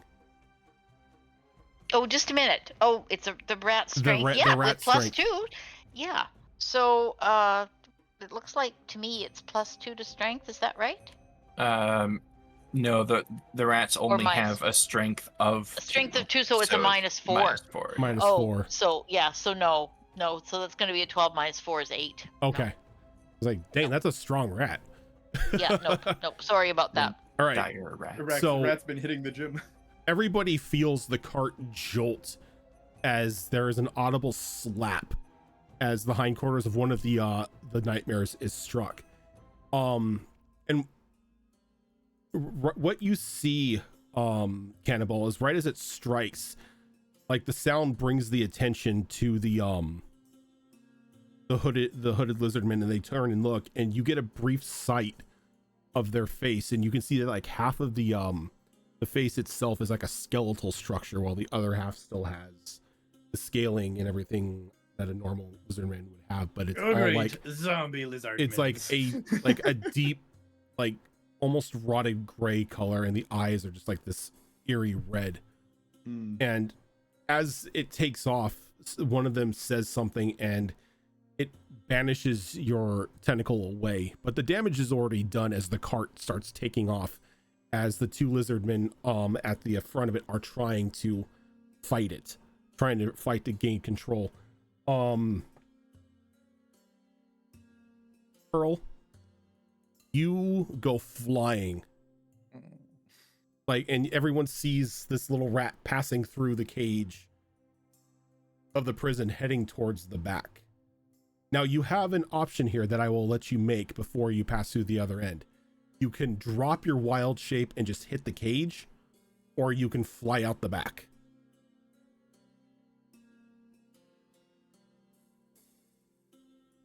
Wow. How much am I going to take damage though? You gonna will take damage. you will take damage either way. And I have, as a rat, I have what, 1 hit point or something? Yeah, 1 hit point. This isn't going to end well. Oh, but just a minute. If I lose that hit point, I revert to my normal shape anyway. And then don't you I? take the damage afterwards as well. Like you'll take the remaining damage. Okay. I'm gonna risk it. I've got an idea. Gonna risk it If for the she's- biscuit. If she's going through the thing, could I actually have Cannonball try to just get his body in the way so that she'll basically just slam into me instead of the bars? If you weren't already like viewfinding, like using the viewfinder on her eyes, True, you that's would, not I gonna would work. allow you to do it. Mm-hmm. I was going to ask if I could do Actu- that. Try and catch her. Or... If you were Oh. aware where she was at, yeah. But like right Okay. now, the only one that knows where she is Cannonball. Oh, okay. See, I was thinking Cannonball could try and catch her with his head tentacles.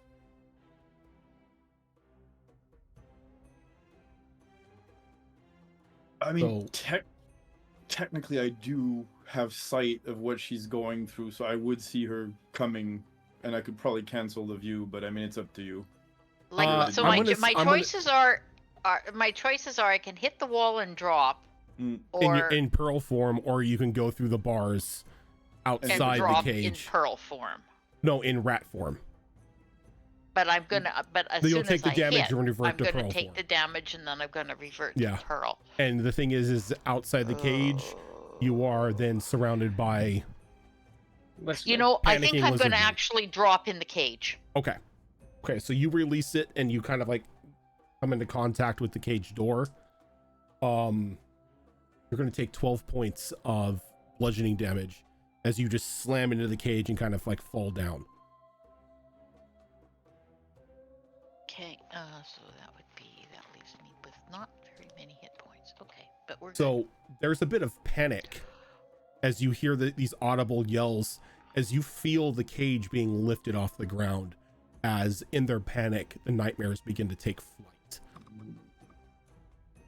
And that's where we are going to end for this week. We're Oh, going shit. for a ride. You are going for a ride. just to clarify here, there were lizard men all around on the ground. Yes, there were a couple lizard men, and then there were what looked to be like quadruped lizard men, like almost centaurs. Right? Okay. So is this like the Namazu in Final Fantasy where they hang onto the sides, or not No, so much? No, not so much.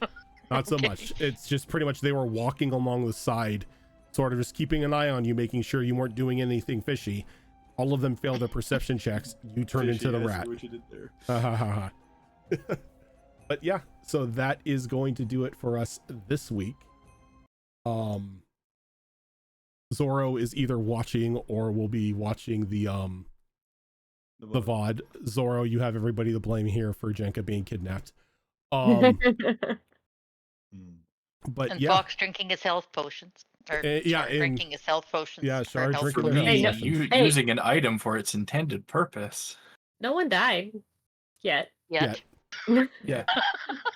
You're just now in a runaway flying cart being pulled by nightmares and 2 panicking lizardmen. Who knows where you're going to end up, Average day at the office. or if when it's going to we be a got this. crash landing, or what it's going to be. But we will find that out next Monday.